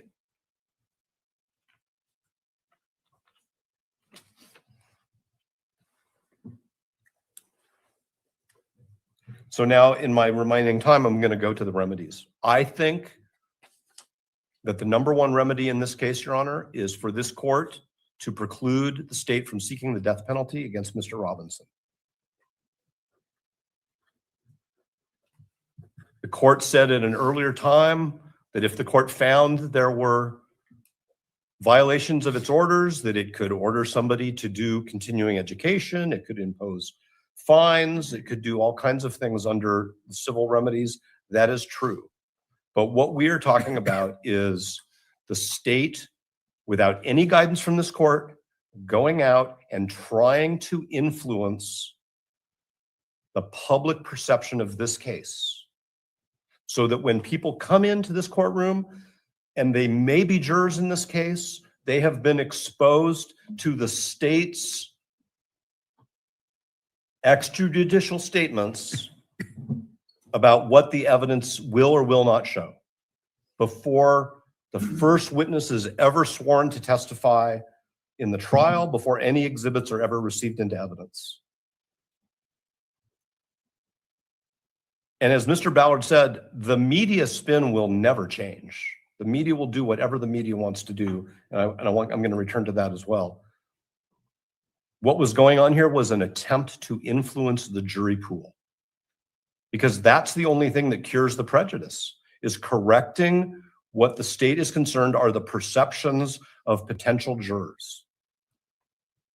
And so that is the remedy that is commensurate with the extreme recklessness and the motives of the state. We asked this court to compel some discovery But Mr. Ballard was quite frank. We need to change public perception of what the evidence is or might be before we ever pick a jury. There are other lesser remedies, but we've already been through proceedings concerning how to remedy the pretrial publicity, the electronic publication of these proceedings. And the court has already said in other contexts, we're going to have a more thorough jury questionnaire. We're going to have more voir dire. We're going to have individualized voir dire. We're going to have venue issues. I'm not saying that the court has promised to change a venue. That's not what I'm saying. But the court this morning said there may be an appropriate venue issue here. So there's no additional consequence for the state's misconduct here. We're already at the point where we've got to pick we have to much more carefully pick a jury because of what has happened in this case over the last 9 months. And now the state has compounded it horribly. We can't wait until we start picking the jury to find out what harm has been caused. So we think that's the first remedy. The others are the remedies that the court has already said are probably necessary in this case. I don't want to be flippant, but I don't really care whether Mr. Ballard attends a continuing education program or not. All I care about is my client's constitutional rights. And referring Mr. Ballard or Mr. Gray to the state bar, as Mr. McBride referenced, I'm not saying he suggested that, at the argument on the motion, doesn't protect Mr. Robinson's constitutional rights. Mr. Levitt's sanctions weren't affirmed by the Supreme Court until years after that case ended. That doesn't protect Mr. Robinson's rights in this case. I just want to say one other thing, Your Honor. One of the reasons why extrajudicial statements are strictly controlled is because lawyers can't control the media. We can send them an email. We can make statements on the phone. We can sit for a 15-minute interview. Journalists will cut and paste and shape articles to fit their purposes. And that's why it's extremely reckless to do what Mr. Ballard and Mr. Gray did. If they had put out a press release, especially one approved by this court, that said the state stands by the allegations and the information, evidence will be presented at trial, Mr. Robinson has the right to the presumption of innocence until the trial has concluded, we wouldn't have this problem at all. Because the media, all they could do is cut and paste pieces of a press release that would be totally in conformity with this court's order and rules 3.6 and 3.8. And so they let Fox and TMZ and other media entities cut and paste whatever was important to them. But that doesn't relieve them of the responsibility, and it also does not undermine what I think this court unfortunately needs to find to be true, which is that Mr. Ballard's attempt to say he wasn't talking about the ballistic testing in this case is simply lacking in credibility. Thank you, Your Honor. And counsel, I do have a question for you. So hypothetically, if the court finds a violation, do the interests of justice require proportionate sanction? Yes. And I think in light of the remedies that this court has already said are going to be necessary in this case, the sanction that I've suggested is proportionate. And it's in the interest of justice. Thank you, Mr. Novak. Thank you. Turning to the state.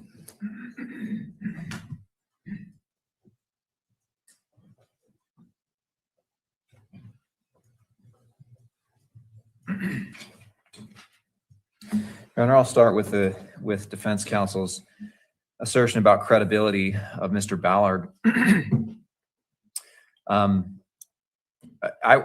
view the evidence completely different. It seems to me that Mr. Ballard was extremely credible. His statements that were reported through several media entities all said the same thing, which were, I'm not going to talk about specifics of this case, but in general, when you have an inconclusive report, it means this. Did he say the bullet? Yeah, because he was referring to the bullet referenced in the previous sentence. And that was consistent throughout all of the media that we looked at. And the Fox News story, when you see that, you can tell it cut off the last word when it begins his next sentence. That's how quickly it starts. And so and that's consistent. His testimony that he was referring to a general inconclusive result is consistent throughout all media entities here. But the reality is it doesn't matter anyway, because Rule 3.6b says attorneys can reference matters in the public record. And this report was in fact in the public record by this time because defense counsel attached it to one of their pleadings. The court ordered that it would be public, and it was public. What Mr. Ballard's efforts at being general rather than specific show is a measured and thoughtful effort to correct the unfair prejudice that faced his client, not an effort to prejudice defense or the defendant. That shows a measured and thoughtful, deliberate approach, not an intent to violate the court's order. The statement about what future FBI reports would say, that's misleading. That is not what the testimony was. Mr. Ballard testified, I talked about what the future FBI and ATF reports may say, and that was in reference to the motion to continue the preliminary hearing that talked about the lack of discovery of underlying data supporting the scientific reports. That's what the testimony was. Despite what Mr. Novak may want to say here, we're limited to what the testimony is here, and that's what the testimony was. The hypothetical, where defense says, well, taking the state's position at face value, then defense counsel could get up and say, I believe my client's innocent.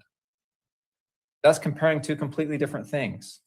Rule 3.6, the comment to Rule 3.6 says, attorneys should not be saying they believe someone is guilty or innocent, right?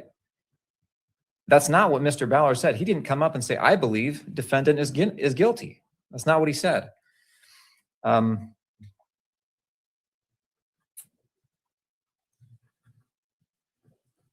And with regard to the prejudice to the case, right?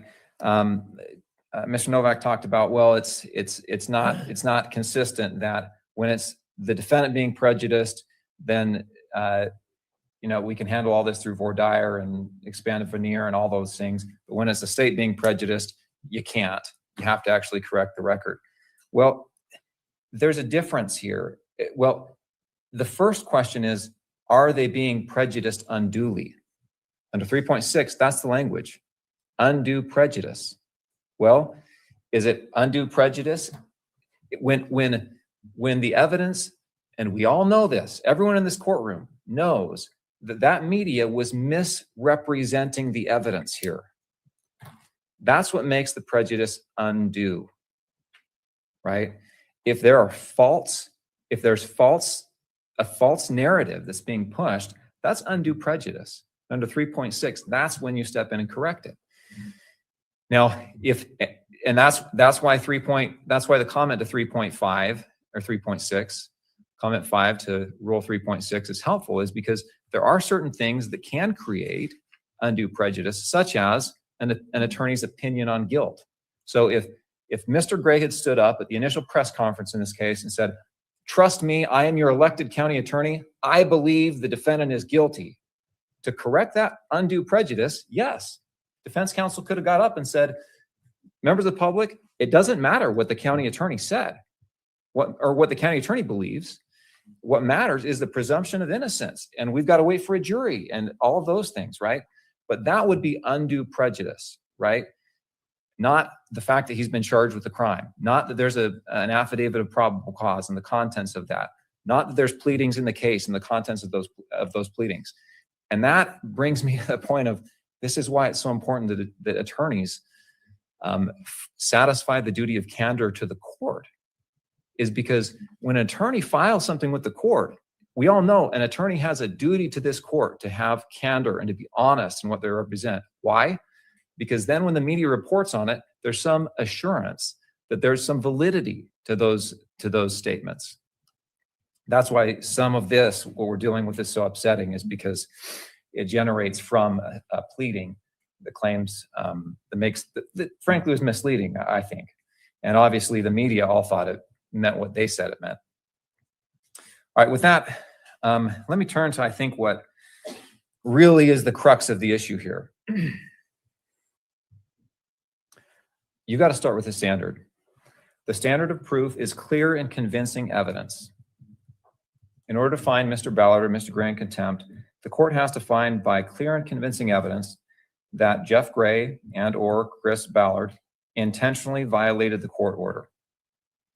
Now, defense counsel has taken issue with that intentionally language, but the issue they take generally comes from a case and a line of cases that predates the Von Hackey v. Thomas case, which is a Utah Supreme Court 1988 case, which promulgates the intentional standard. That same standard was reiterated in Sumner v. Sumner, a 2012 Utah appellate court case. These are cited in the state's brief, I should mention, as well as the Kohler v. Allen 2020 Utah appellate court case. That's the standard. Proof by clear and convincing evidence that these attorneys intentionally violated your order. In this circumstance, the defense can't prove, and I don't think the court can find, the actus reus, much less the mens rea, which is much more difficult to prove. When you look at the actus reus, these statements did not violate the order, which explicitly refers to Rule 3.6. That last line of the order says, right, this order does not preclude the attorneys from speaking to the media. See Rule 3.6b, right? 3.6b allows attorneys to talk about material in the public record. And 3.6c, which allows attorney to correct extrajudicial statements that prejudice their client's rights.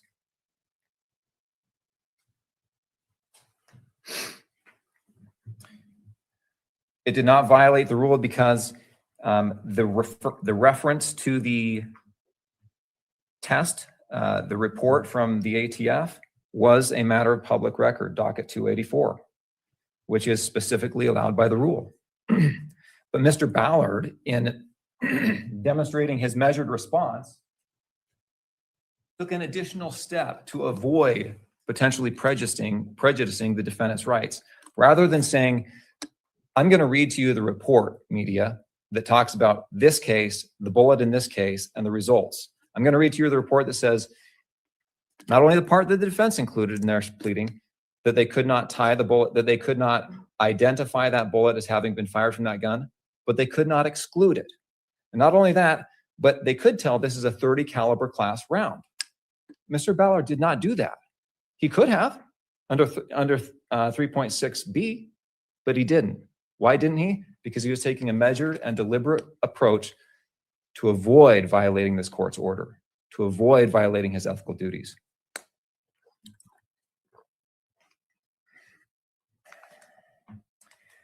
Under 3.6c, he was correcting an unduly prejudicial media to protect his client's right. Why is it unduly prejudicial? Because it was false, right? This narrative that the bullet didn't match was false. Everybody in this courtroom knows that that narrative was false, and he was correcting that narrative. It's hard for me to think of a circumstance where 3.6c would be more directly at issue. We have here perhaps the most high-profile murder case in the world. Certainly one of the most high-profile murder cases in Utah's history that has generated extraordinary attention from the media and from the public. We have here, not only that, we have here reports that are that are misrepresenting the evidence and claiming that it completely exonerates the defendant. And those reports are false, right? Hard to see a circumstance where 3.6c would not be more at issue. So, Your Honor, I don't think the court can even find the actus reus here, I don't think the court can find that the statements that were made by Mr. Ballard violated 3.6b or 3.6c and therefore violated the court's order, much less that Mr. Ballard and Mr. Gray intended to violate the court's order. When it comes to the mens rea, the intent, you can see by the statements, by the testimony, that both Mr. Ballard and Mr. Gray were deliberate. They talked about Rule 3.6. They were aware of 3.6, 3.6c. They were aware of other cases where corrections of the record had been brought up, including by lead defense counsel here, where she corrected the public statements and said the prosecutor should too. And they made measured statements, Mr. Ballard made measured statements to the media that were deliberate and did not go beyond what the rule allowed. He did not say, I believe he's guilty. He did not say, like Mr. Levitt did, I believe my witness. We believe the witness. He did not refer to evidence that would not be admissible. He referred to evidence that was in the public record.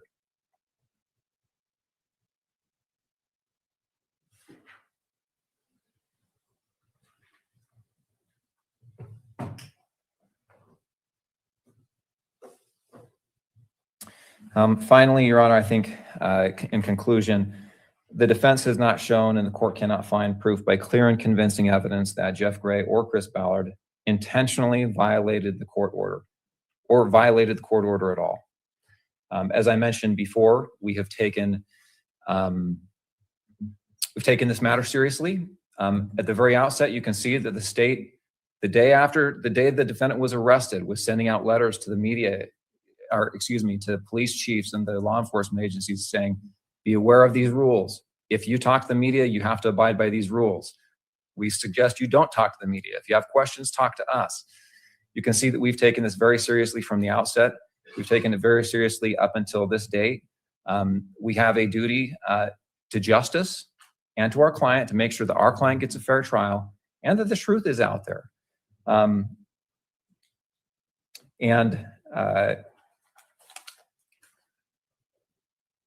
And this, of course, this issue has brought the issue front and center to us, and we've discussed it, and we've discussed how we can be absolutely certain that we do not cross the line. We don't want to cross the line. We want to stay as far away from that as possible. We believe we want the state, we want Mr. Kirk, we want his family, we want everyone, including the defendant, to receive a fair trial. We don't want to do this again. We want to do this right the first time. We believe we've done right this far, and we will exercise extreme care to continue to do right here, even if that means revising some of our protocols in interacting with the media. Thank you, Mr. McBride. I do have one question for you. With reference to the final page of Exhibit 3 and in the context of correcting the record and evaluating undue prejudice, how does the state contend that Mr. Ballard's statement, and I'm quoting, "He is presumed innocent. The ultimate decision will be up to the jury. We believe we will be able to overcome his presumption of innocence." Thank you. Yes, first off, we don't know the exact order in which the statement was received. But I think there's two things that are important here. One is the reference to he is presumed innocence, right? That shows that Mr. Ballard was intentional about making that clear, right? The jury will find guilt. That last statement, we believe we will be able to overcome the presumption of innocence. This is a reaffirmation of the state's certification under Rule 11 that we have the evidence to proceed with the case. In good faith, we believe we have the evidence to proceed with the case. Every attorney that files a pleading in this courtroom certifies that they believe the matters contained in that pleading are supported by evidence. And that's what this is. It's a recertification. We believe we have the evidence to prove this case. All of these media reports do not undermine that good faith certification that we made when we filed the case. And I think this is where it's helpful to look at. I have this here. We cited a case, Kansas. State v. Wright, 583 Pacific 3rd, 174, where the prosecutor in that case in jury selection. So this is a much more direct, I mean, this is right to the jury pool who's going to try the case, right? In that case, the prosecutor says to them, let's see if I can find this quote.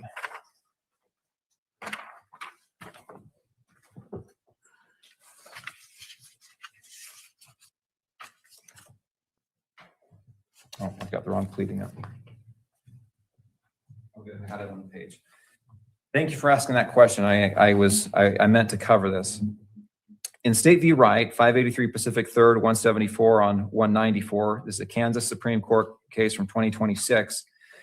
The county attorney speaking to the veneer, the jury panel for jury selection, says this. So as the county attorney, my job is to prosecute cases that are brought to my office that I feel we can prove beyond a reasonable doubt. Then he continued, that is the burden that the state willingly accepts when it filed charges and brings cases forward. So the state understands this burden and intends to prove that through the course of evidence this week. And the Supreme Court ruled as follows. Rather than an improper personal opinion on Wright's guilt, the prosecutor's comment here simply explained the prosecutor's role in the proceedings and reiterated the state's burden of proving guilt beyond a reasonable doubt. A prosecutor in a criminal case cannot ethically prosecute a charge that the prosecutor knows is unsupported by the evidence. That's what was happening here, Your Honor, is saying Mr. Ballard testified. This answer was in response to the question, do you still have a case? Right? Does your case fall apart here with the evidence? And his opinion was not, I believe he's guilty. It was an opinion directly tied to the evidence. We believe we have the evidence to prove this case. And it's nothing more than a certification that all attorneys make when they make filings and that the county attorney made when filing the information in this case. It's much less prejudicial than anything the attorney said in State v. Wright because it's directed to the media rather than the jury veneer. And it's not prejudicial anyway. I don't think anyone would be surprised to learn that the prosecutors in this case believe they're going to be able to prove it. In fact, I think if the public thought we were prosecuting cases we did not believe we could prove, that would be, frankly, shocking because it wouldn't make any sense. I think everybody knows that we believe we can prove this case, and we intend to do so through the evidence, not based on personal opinions that are endowed on us through our authority as prosecutors, which seems to be what Levitt claimed in that case. Thank you, Mr. McBride. All right. Can I beg the court's indulgence for 90 seconds? I will give you 90 seconds, Mr. Novak.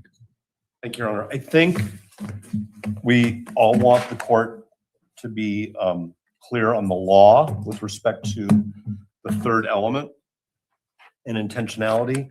And Mr. McBride is not correct when he says that all of the cases that we cite for the proposition that violation of an order enjoining conduct requires proof of intent predate Von Hake. That is not true.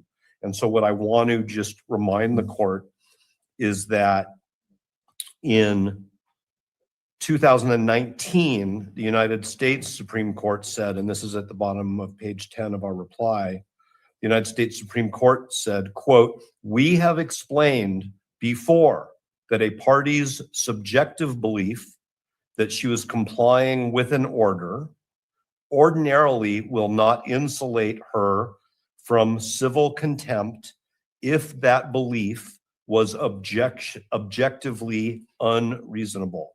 That's Taggart v. Lorenzen, a 2019 Supreme Court case.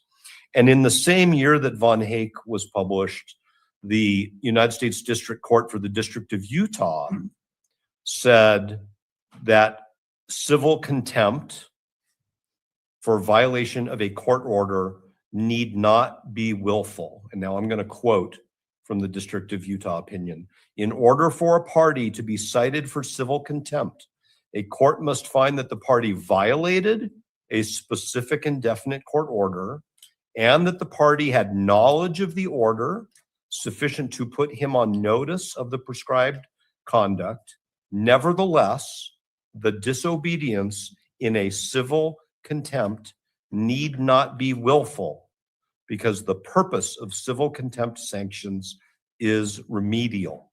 That's in re Skinner, a 1988 published decision in Bankruptcy Reports, District of Utah.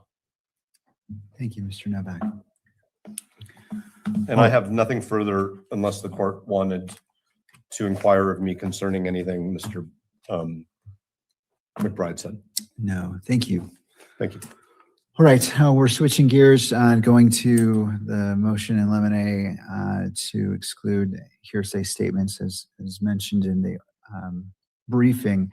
Again, I will note that the court has examined those briefings in detail, and so the court wishes for limited argument as the briefing provides a lot of guidance from both sides on the parties' positions. And so if the parties would like to take up to 15 minutes to argue that, you certainly can. And then we'll go to the final issue that Mr. Novak brought up in the beginning. And as this is defense's motion, we'll turn to defense. Mr. Burt.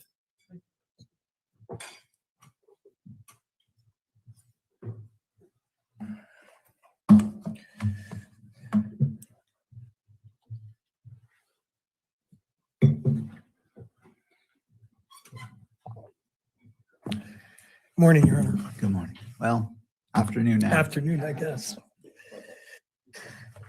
Judge, as the court knows, and as you've just noted, there's been extensive briefing here. I'm not going to get into all the technical arguments, and there are many here. But the briefing outlines 6 different bases for the court to find here that the use of hearsay evidence in this particular preliminary hearing in this death penalty case is unconstitutional under the federal constitution. The state constitution has separate rules, as we outline in the brief, and I know the court's familiar with those. But the constitutional issues raised under the federal constitution are unique. For the most part, they have not been addressed by any Utah court, with one exception, and that's the confrontation clause objection that is addressed in Timmerman.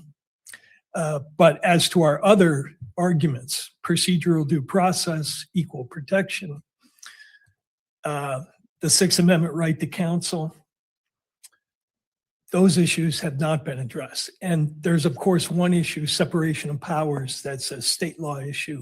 That has also not been addressed by any Utah court. But I wanted to take just a few minutes for the court, if I could, to outline why this motion is important in this particular case. I don't think that's really outlined in the motion, but I think it's important for the court to consider. And I know the court has not reviewed the exhibits that have been submitted to the defense from the prosecution in terms of what they're going to present at the preliminary hearing. But I'll represent to the court that for the most part, the state, and I'm sure they'll correct me if I'm wrong on this, intends to rely almost exclusively on hearsay evidence at this preliminary hearing to make out the elements of the charges and allegations, and especially the death penalty eligible allegations against Mr. Robinson. And probably most problematic from our standpoint is that the central witness who's going to be presented against Mr. Robinson is a witness who the prosecution and the federal government have given promises of immunity to. And in lieu of putting that witness on the stand and subjecting him to cross-examination, they met with this witness outside the presence of the defense, asked a series of leading questions that the witness was asked to agree to, videotaped it, and the state proposes to introduce that into evidence. In addition, a prominent feature of the evidence at the prelim will be a number of forensic reports by federal and possibly some state law enforcement forensic examination examiners. And those reports, for the most part, are simply conclusory opinions about certain findings that were made. There's no indication on the face of the report as to the methodology that was used or the reliability of those methods. The reports are simply going to present the court with conclusions. And then the state is going to rely on Section 1102 of the Rules of Evidence to urge this court that those statements by law are reliable evidence. And that's the gist of the problem here, because 1102 in combination with Article 1, Section 12 essentially removes what was supposed to be this court's function at the preliminary hearing, which is to assess the reliability and the credibility of the evidence. And the intent of Article 1, Section 12, if the court goes back into the legislative history, was specifically to remove the court's discretion to decide whether certain evidence was reliable. And that's where the separation of power issue comes into play. Now, that we say violates the federal constitution in a number of respects, and also the state separation of powers provision. But I wanted to point out to the court that the state's position on this issue is really contrary to the position they've taken on almost every other procedural issue that has been raised in this case. And the prime example is the one just presented to the court in connection with the OSC. One of the things that Mr. McBride said was, we have a duty to make sure the truth gets out there. And similarly, the defense has a duty to make sure the truth gets out there. And how they do that in this system, traditionally and historically, has been through the use of cross-examination, confronting adverse witnesses. Another example of the inconsistency that's being urged upon the court in the state's opposition to this motion. The court will recall the state's position on our motion to exclude cameras from the courtroom. And Mr. Grunander began his argument to the court with this statement: Your Honor, mischief lurks in the dark or in secret, or that's at least how many people view the workings of government, even the courts. And while this is primarily the media's fight here, we do not represent the media. We strongly support open and transparent proceedings in this case so that the public will trust the process here. There are conspiracy theories that abound. There are questions being raised, and the best antidote for falsehood is the truth, is accuracy, is the actual real proceedings. And that's at page 214 of the hearing on April 14th. And similarly here, Your Honor, the defense's right to cross-examine and confront adverse witnesses, immunized witnesses in this case. We're going to provide the bulk of the evidence against Mr. Robinson. The purpose of our doing so is to get at the truth, to lead to transparency. And one of the articles that the state has cited to the court as indicative of an analysis that's relevant to this issue is an article by a former district attorney who, this is the Bowden article that the state cites. And one of the things that Mr. Bowden, former prosecutor, says in his article that the state cites is he's addressing the issue of why it's important to have adversary proceedings at pretrial proceedings such as preliminary hearings. And he says, this is at page 1148 of his article, a system without adjudication lacks transparency. The public normally has no way of learning why prosecutors make the offers they do or why certain cases reach certain outcomes. The opacity prevents the public from understanding how criminal courts function. It frustrates journalists and scholars who wish to study criminal courts, and it distorts democratic feedback as voters are left with little idea of how these institutions work. And the court, in its rulings on public access, and even this morning, you have also emphasized transparency as a goal of the criminal justice system. So this motion asks the court, how can we further transparency by relying exclusively, or almost exclusively in this case, on hearsay evidence that implicates Mr. Robinson in a death penalty case? And we say to the court that if the court looks carefully at the cases we've cited on the federal constitutionality of this practice, the court should determine that it's simply unfair to proceed on the basis of hearsay in a case where Mr. Robinson's life is at stake. The federal constitution requires that people who are facing parole revocations have the right to confront and cross-examine witnesses. The U.S. Supreme Court has determined that people facing probation violations have a right to confront and cross-examine witnesses. The state Supreme Court has determined that people at suppression hearings have the right to confront and cross-examine witnesses.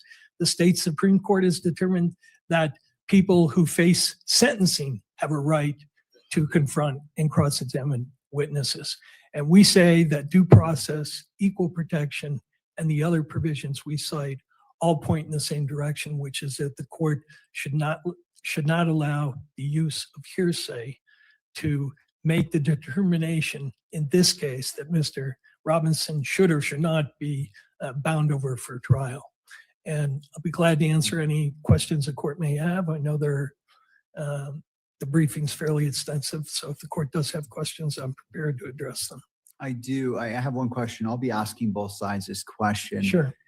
In the court previously indicated, and you noted it, that it wasn't reviewing the exhibits ahead of the preliminary hearing in order to go in with an open mind and weigh it accordingly. Is it your request that the court review the proposed state's exhibits that relate to this motion prior to the preliminary hearing? Your Honor, I think it would be helpful to the court to do that because I think the court would then have a better context of just how central hearsay is going to play in this case. And also, especially in regard to the crucial witness, the immunized witness, how the state structured that hearsay. And I think if the court did that, it would clearly see the importance of cross-examination and confrontation. So I would have no objection to, and I would urge the court to do that. And do you have those exhibits, those exhibit numbers? And if you need time to confer with your team as I go to the other side, I don't expect you to just come off with those numbers off the top of your head. Sure. I know the court, the state provided those to the court. I think there was some email traffic about how the court then give them back to the clerk, but I think they're still in the clerk's possession. The state will correct me if I'm wrong on that. Right. But they're the state's exhibits. So you're right. I know, but I'm wondering if there's specific ones that you want to identify that relate directly to your motion that you wish the court to review. Yeah, sure. And if I could have a minute, I'll identify what those exhibit numbers are. All right. So I'll turn to the state. And Great. And again, I'm not trying to put you on the spot there. All right, Mr. Ballard.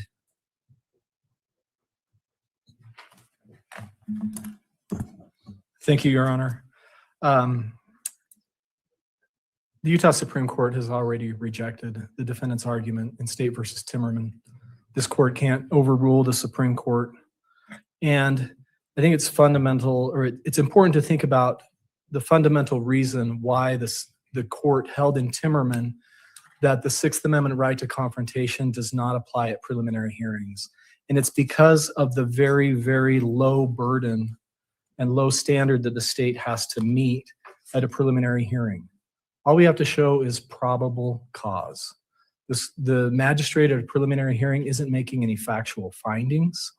The issue is just whether there is a reasonable probability of that an offense was committed and that the defendant committed it. And in making that decision, as Your Honor well knows, you have to draw all of the inferences in favor of the state. You can't weigh conflicting evidence. You can make only very, very limited credibility determinations. So even if the defense could impeach a witness to some degree through cross-examination, like the fact that this witness has been granted immunity, it doesn't matter at the preliminary hearing because the magistrate's duty bound to ignore those blemishes and draw all reasonable inferences in favor of the state. So even if the state's only witness to a robbery was a convicted forger who wasn't wearing his glasses when he saw the robbery and who had a grudge against the defendant, even if the defense could bring all of that out on cross-examination, it's irrelevant to the probable cause finding because it's such a low burden. That's an extreme example. I don't think the state would ever bring charges in a case like that, but we do have an example that is similar in scope to that, and that's State versus Drozbecki. That I think is how you pronounce the name, Droesbeke. That's 2010 Utah App 275.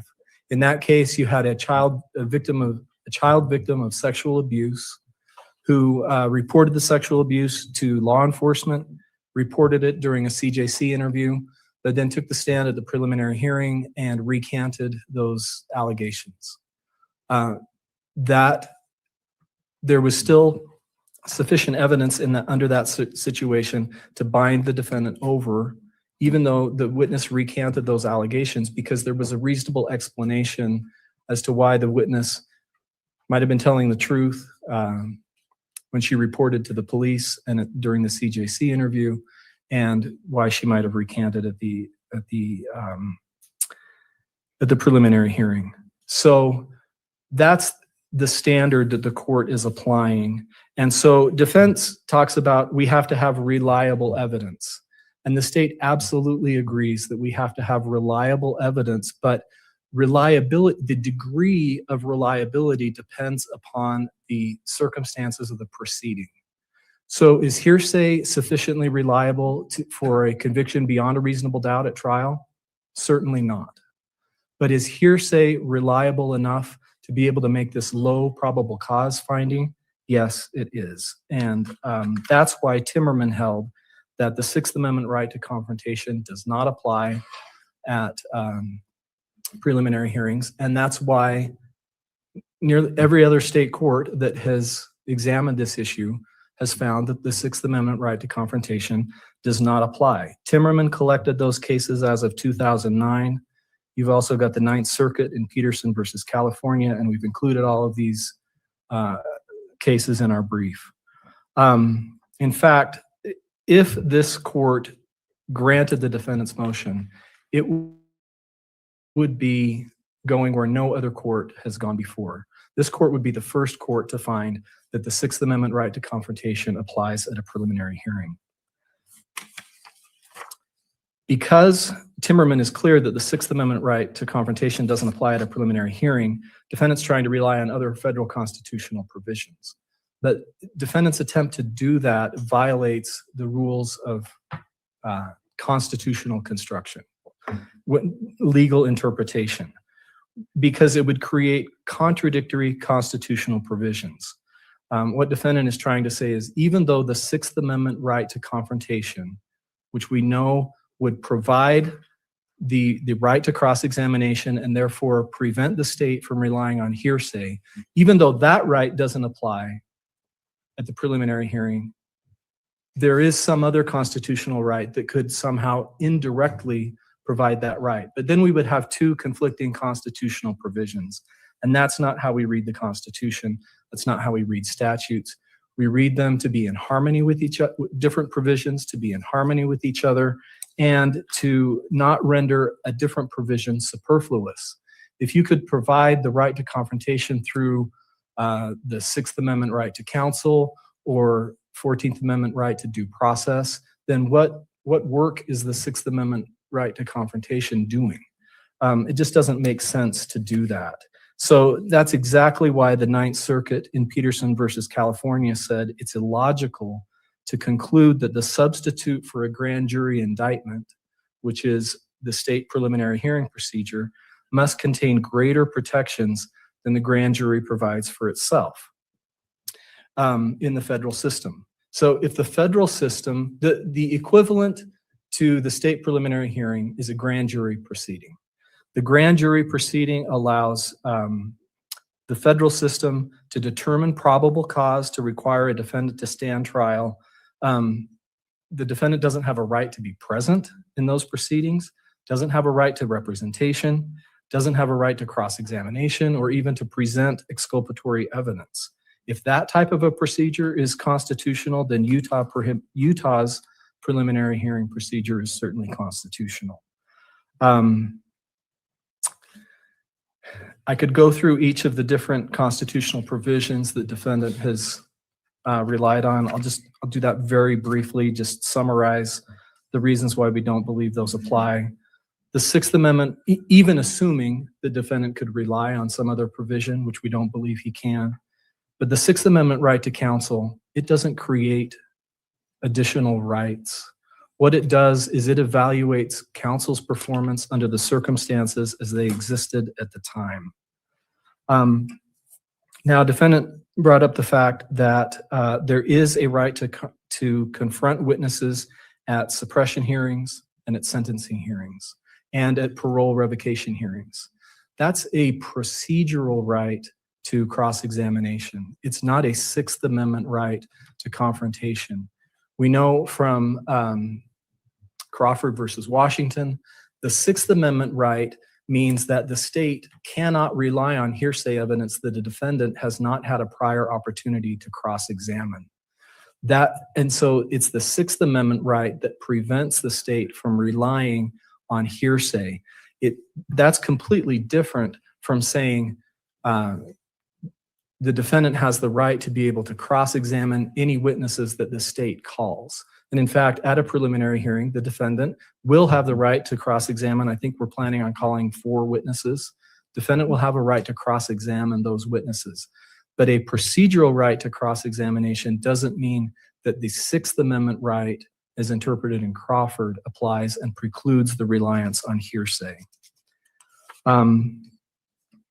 With respect to due process and the 14th Amendment, again, you have to look at what process is due under the circumstances. And here, again, we've got a very low standard. And the state's process here gives the defendant far more protections than the federal grand jury proceeding does. Both of them determine probable cause as to whether the defendant can go to trial. And so due process doesn't supply some sort of right to confrontation that the Sixth Amendment right doesn't supply. The equal protection argument is interesting because defendant has not shown that he's similarly situated. Well, let me back up. What defendant relies on is Morrissey versus Brewer, which is the case that says defendants have a right to confront and cross-examine witnesses at a parole revocation hearing. But that's a defendant who has been convicted at trial and who is facing reimposition of a criminal sentence to serve out the remainder of his sentence. Defendant here isn't similarly situated to that type of a defendant. So he can't make an equal protection challenge based on that situation. And again, Morrissey versus Brewer does not say that the Sixth Amendment right to confrontation applies. It merely says, as a matter of due process, if the state is calling the witness, the defendant has the right to cross-examine them at the proceeding, just like defendant does at this preliminary hearing.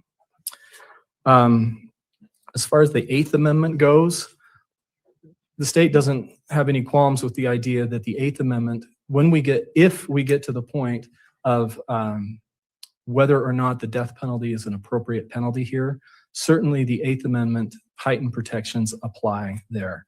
But we're not at that point, and defendant hasn't cited any case that would extend those Eighth Amendment protections beyond the decision to impose the death penalty, or they do cite Beck versus Alabama, which talks about instructing the jury at the guilt phase. We're not at that point.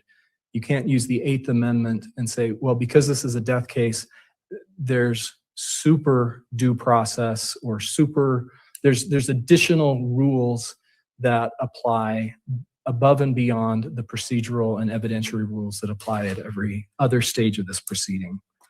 And then finally, as to separation of powers, I don't see anywhere in the federal constitution that dictates any particular separation of powers principles to the states.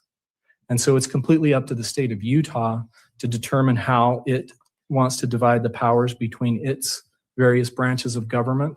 And the constitutional provision that's at issue here clearly says that that reliable hearsay can be defined as by statute or by rule. So the Constitution itself is giving the legislature and the courts the ability to define what constitutes reliable hearsay. As far as Your Honor's question about what you would like, what the state would like you to review as far as the exhibits go, we just renew our request that the court review all of the exhibits in preparation for the preliminary hearing. Thank you, Mr. Ballard. Any other questions? No, thank you. Mr. Burt.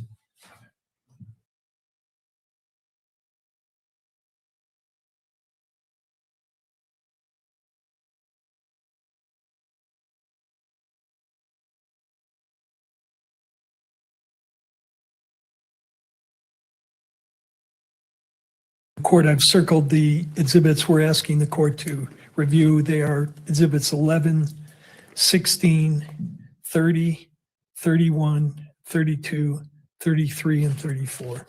I have a copy for the court with those highlighted if the court Thank you, would like Mr. it. Burt. Yes, and if May you'd I like to approach, you may. I appreciate it. All right. Thank you to both parties. And Judge, could I just briefly respond to of the course. arguments that were made by the state? Just quickly to run through them. The state emphasizes there's a low burden at the prelim. Granted, it's a low burden, but as the State versus Virgin, VIRGIN case said, low burden does not mean no burden. And the U.S. Supreme Court in Coleman versus Alabama recognized that the burden of proof at the prelim is very low. They nevertheless held that the defendant has a Sixth Amendment right to the effective assistance of counsel. So the fact that it's a low burden does not govern whether procedural rights should be applied. And the Coleman case holds exactly that. The state says that the degree of reliability depends on the nature of the proceedings. That's true. But this is a case where the state of Utah has provided procedural rights at the preliminary hearing, unlike grand jury proceedings. There are rights granted by statute to counsel. There's constitutional right to counsel. There is a right by statute to call defense witnesses, to subpoena witnesses. So the court has to take those procedural indicia into account in determining what other rights might be applicable. And both the U.S. Supreme Court and the Utah Supreme Court has said that the preliminary hearing is a critical stage of the proceedings. The state says that, citing this Ninth Circuit brief opinion, the Peterson case, that it's illogical that the preliminary hearing must have greater protection than grand jury proceedings. It might be illogical, but the reality is that defendants are accorded greater rights in preliminary hearings than in grand jury proceedings. There is no right to counsel at grand jury proceedings. There is no right to subpoena defense witnesses at a grand jury proceeding. And yet in Utah, as elsewhere, defendants do enjoy those rights to certain protections. And once having defined that it's an adversary critical proceeding, the state has an obligation to provide the tools necessary to make that confrontation meaningful. State emphasizes that the defense has the right to call witnesses. Theoretically true, but irrelevant in this case because, as the court will see from reviewing the exhibits, how the state proposes to make its case in this case is exclusively through the use of hearsay. So calling a record custodian or a police officer who has no knowledge about the essential elements of the offense, the defense could cross-examine that person on some chain of custody issues, but it's got nothing to do with the critical issues before the court, which are the essential elements shown by probable cause. And in this case, those elements are going to be satisfied by hearsay alone. The defense says that, or the state says that there's no equal protection problem here because we're not similarly situated to probation or parole violators. In all three of those cases, the interest at stake is whether the defendant should be confined for prolonged periods of time pending the outcome of this hearing. So a parole revocation hearing, especially the preliminary parole revocation hearing, is very, and in fact, it's indistinguishable from a preliminary hearing. The goal is the same, to determine whether there's cause to hold the person, deprive that person of liberty pending further proceedings. So there is an equal protection violation here. The state says that the court can only look to the Sixth Amendment. As I understand the argument, the court cannot look to procedural due process as guaranteed by the 14th Amendment. It cannot look to equal protection. It cannot look to the 8th Amendment. It cannot look to any other doctrines beside the Sixth Amendment to determine confrontation. And we've pointed to the court a long line of cases in both the U.S. Supreme Court and the Utah Supreme Court, which refute that contention. It's clear the court has an obligation to look at whatever constitutional provisions are implicated by the procedure in question.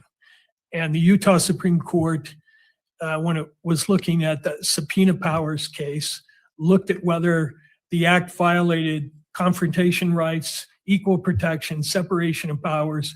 No one ever suggested that the court had no power to look at various constitutional theories. That theory is not supported by the case law. And then lastly, the state says that we cited no cases to the court saying that the 8th Amendment applies to the preliminary hearing procedure of this case. And that's simply not true. Gregg versus Georgia said that every procedural protection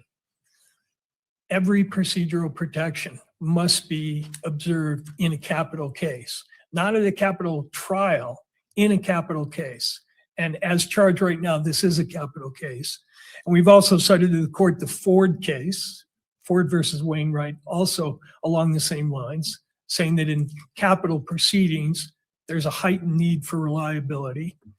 And then lastly, in our reply, we cited a whole string of state court cases, which hold that at the preliminary hearing, not the trial, the preliminary hearing, the court has an obligation to employ a heightened standard of reliability. Thank you. Thank you. All right, thank you to the parties. We're turning to the last item, and just cutting to the chase, does the state oppose defendant's request on docket 593? Can I have just a moment? And there is also the scheduling of the responses to an EMC request, which we discussed. Okay, well, We thank need you to for deal with that as reminding well. that. Thank you, Mr. Novak.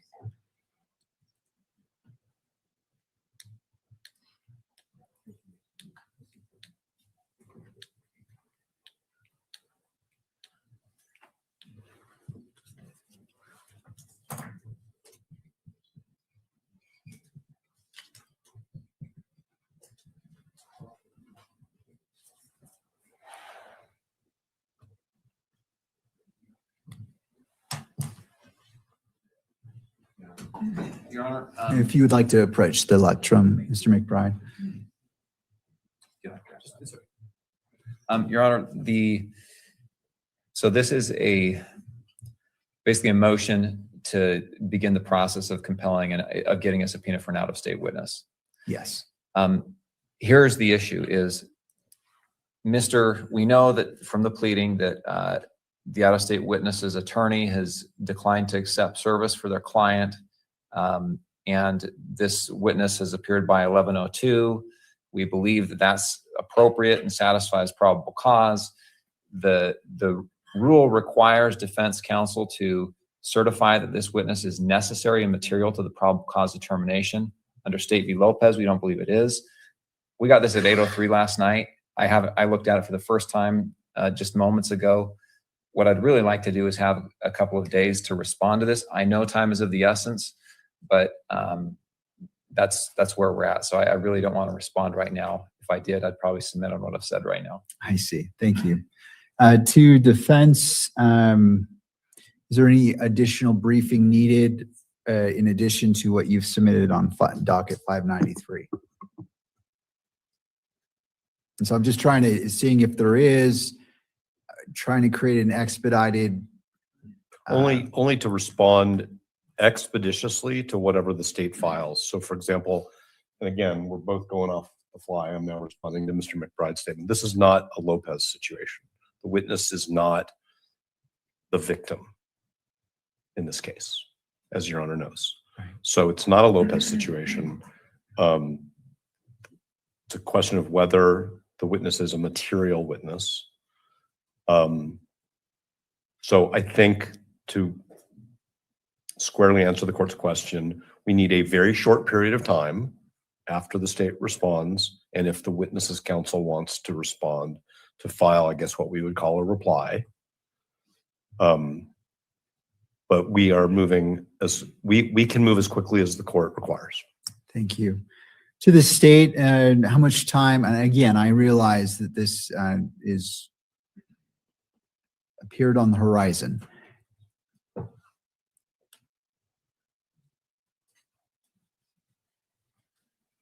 We can have till Tuesday close of business. All right, so we're looking at Tuesday, the 16th of June. Yes. All right, close of business. Mr. Novak, with that information. I think Thursday, the 18th. All right. I close of business as well. And actually, in some ways, this may or may not sync. Anyway, go ahead. I'm sorry. Well, and I know where you're going. Does that sync pretty closely with the last remaining issue? Briefing on the potential. Well, the problem with that is until it's filed, the request for an EMC, that starts the time. My lawyer math doesn't get me to how close we are to the prelim off the fly, but that's the trigger point. I was an economist before I was a lawyer, so right, my math might help. So you just want to hold that there for a second and move on to the other one and then see if they're in sync, or what did you want to Well, and I'm fine. It sounds like we have a good understanding for the briefing on that particular docket 593. So that's been resolved. Turning into the last issue is in regards to the EMC. When would the 14 days? So right now, the court's order from May says that media requests need to be filed 14 days before the proceeding. 14 days before the proceeding, which is on July 6th, is June 22nd. So which a would week not from Monday. Pardon? A week from this coming Monday. So this is what I was going to propose, and we did meet and confer about this. And my understanding of the state's position is they don't want the court to change its order. Okay, so I understand that's their position, but here's our proposal. We propose that for purposes of the preliminary hearing of July 6th, if it proceeds on that date, that the court adopt the following schedule. Any request for electronic media coverage should be filed next Wednesday, June 17th. And we will take it upon ourselves, meaning Mr. Robinson's defense counsel, to personally notify counsel who've entered their appearances on behalf of the media entities of any new deadline that the court sets today. So we will notify them so that the court doesn't have to rush into publishing an amended order unless the court wants to do so. But we can notify them, copy the state, copy the court staff. It's a form, as I understand it. This is the event. This is who's going to be behind the cameras. It's submitted. Okay, it's not a complicated document. So this is my suggestion, is that we will notify the media representatives today that any request for EMC needs to be filed with the court by the 17th, which is Wednesday. Today's Friday. We have an issue which is a small delay between when it's filed and when it's docketed. And so what I'm going to suggest is that 2 court days after it's docketed, we will file, anybody who's opposing it will file a response. And then 2 more court days for anybody who wants to respond to that, and 2 more court days for a reply. The court's already set page limits, which are very modest. I think it's 4 pages, and 3 pages. That's fine. The court has said there won't be any oral argument. That's fine. But if my schedule plays out correctly, and we got a docketed EMC request on the 17th, and we filed our response on the 19th, and the state filed any response to our papers on Monday, the 22nd, and then we filed a reply on the 24th, it would be fully briefed by the 24th, which gives us 6 + 6, 12 days before the prelim. All right. Thank you, Mr. Novak. The state wishes to be heard on this issue.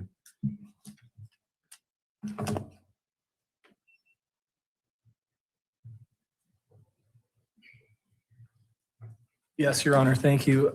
I think we're not discounting the importance of and the significance of the media issues in this case.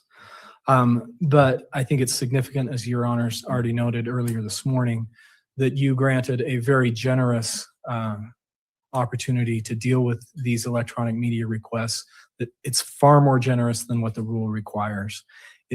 It appears to me that what the defense wants is an opportunity to get a ruling from this court on electronic media requests, so that then if it's a ruling that they don't agree with, that then they can seek yet another interlocutory appeal and perhaps file a motion to stay this case. And if you look at the procedure that the rule has already established, the controlling rule 4-401, the rule does not contemplate appellate review of every electronic media coverage order. And that's clear from the fact that the rule only allows 1 day notice for a request for electronic media coverage. And in fact, it says that the court on good cause can grant a request for electronic media coverage. It can shorten the 1 day time. I think it could be, as the hearing commences, if there was good cause. So as the court has already established its schedule, it allows 14 days before the hearing for the request. Under that current schedule, the court could have a ruling on the request by July 2nd, which would be before the hearing. So we don't believe that this procedure, which presumes that electronic media coverage, those requests will be granted, that it needs to be set up so that there can be the potential for appellate review of every one of those orders. Thank you. All right. Thank you to the parties. I appreciate you conferring with each other and trying to find a solution. I'm going to respectfully decline to adopt what Mr. Novak presented. And here's why. There's nothing that precludes the media from filing today. That request and being ahead of the deadline. And again, that's outside of my purview. It's their choice if they choose to file or if they choose to file one at all. And so the court will rely upon the previously set schedule. Again, if the media files early, that doesn't preclude the parties from filing as soon as they can or they wish to, and the court still having sufficient time to do its duties.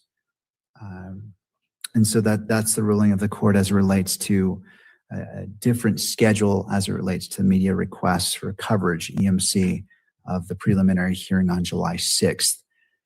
It goes to the very last issue, which is the court is taking these 2 issues argued today under advisement. And as this court typically does, I always like to review everything. And I appreciate the quality of the arguments, the quality of the briefing, and what is clear to me, the hard work of both defense and prosecution and the seriousness applied to these important issues. If you wouldn't mind taking a look at your calendars The court has an opening on June 22nd at 9:30 a.m. to issue rulings on both of these matters. And as is traditionally has happened, it's done on WebEx, but of course I'll hear from the parties on their preference as well as the attendance of Mr. Robinson at that hearing. That date works for the court, and we would prefer WebEx for the state. Sorry. It's okay. 9:30 in the morning. That's fine with Mr. Robinson's counsel, and we will ask that Mr. Robinson appear by WebEx audio only from the jail. All right. Thank you to the parties. Anything further? Any party needs the benefit of the record before we go into adjournment? All right. Thank you all. And court is now adjourned. All right.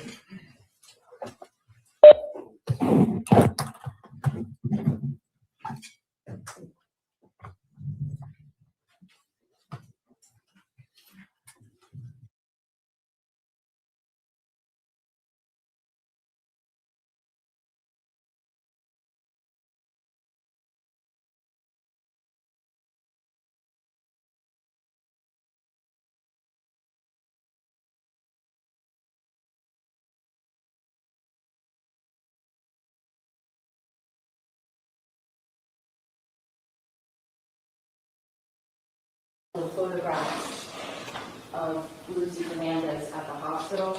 I have two photographs that I intend to introduce into evidence today. They were previously provided in discovery, and they were part of a large email list of the state's evidence. I have copies of those available for the court to review because I would be introducing them probably through the state's first witness. So that in order to have a smooth transition from openings into that, I figured this would be a good time to address that. Let me ask you, getting there, working backwards, on the opening statement, how long do you believe the opening will be? Maybe 45 minutes or so. Depends how you go. So it's likely that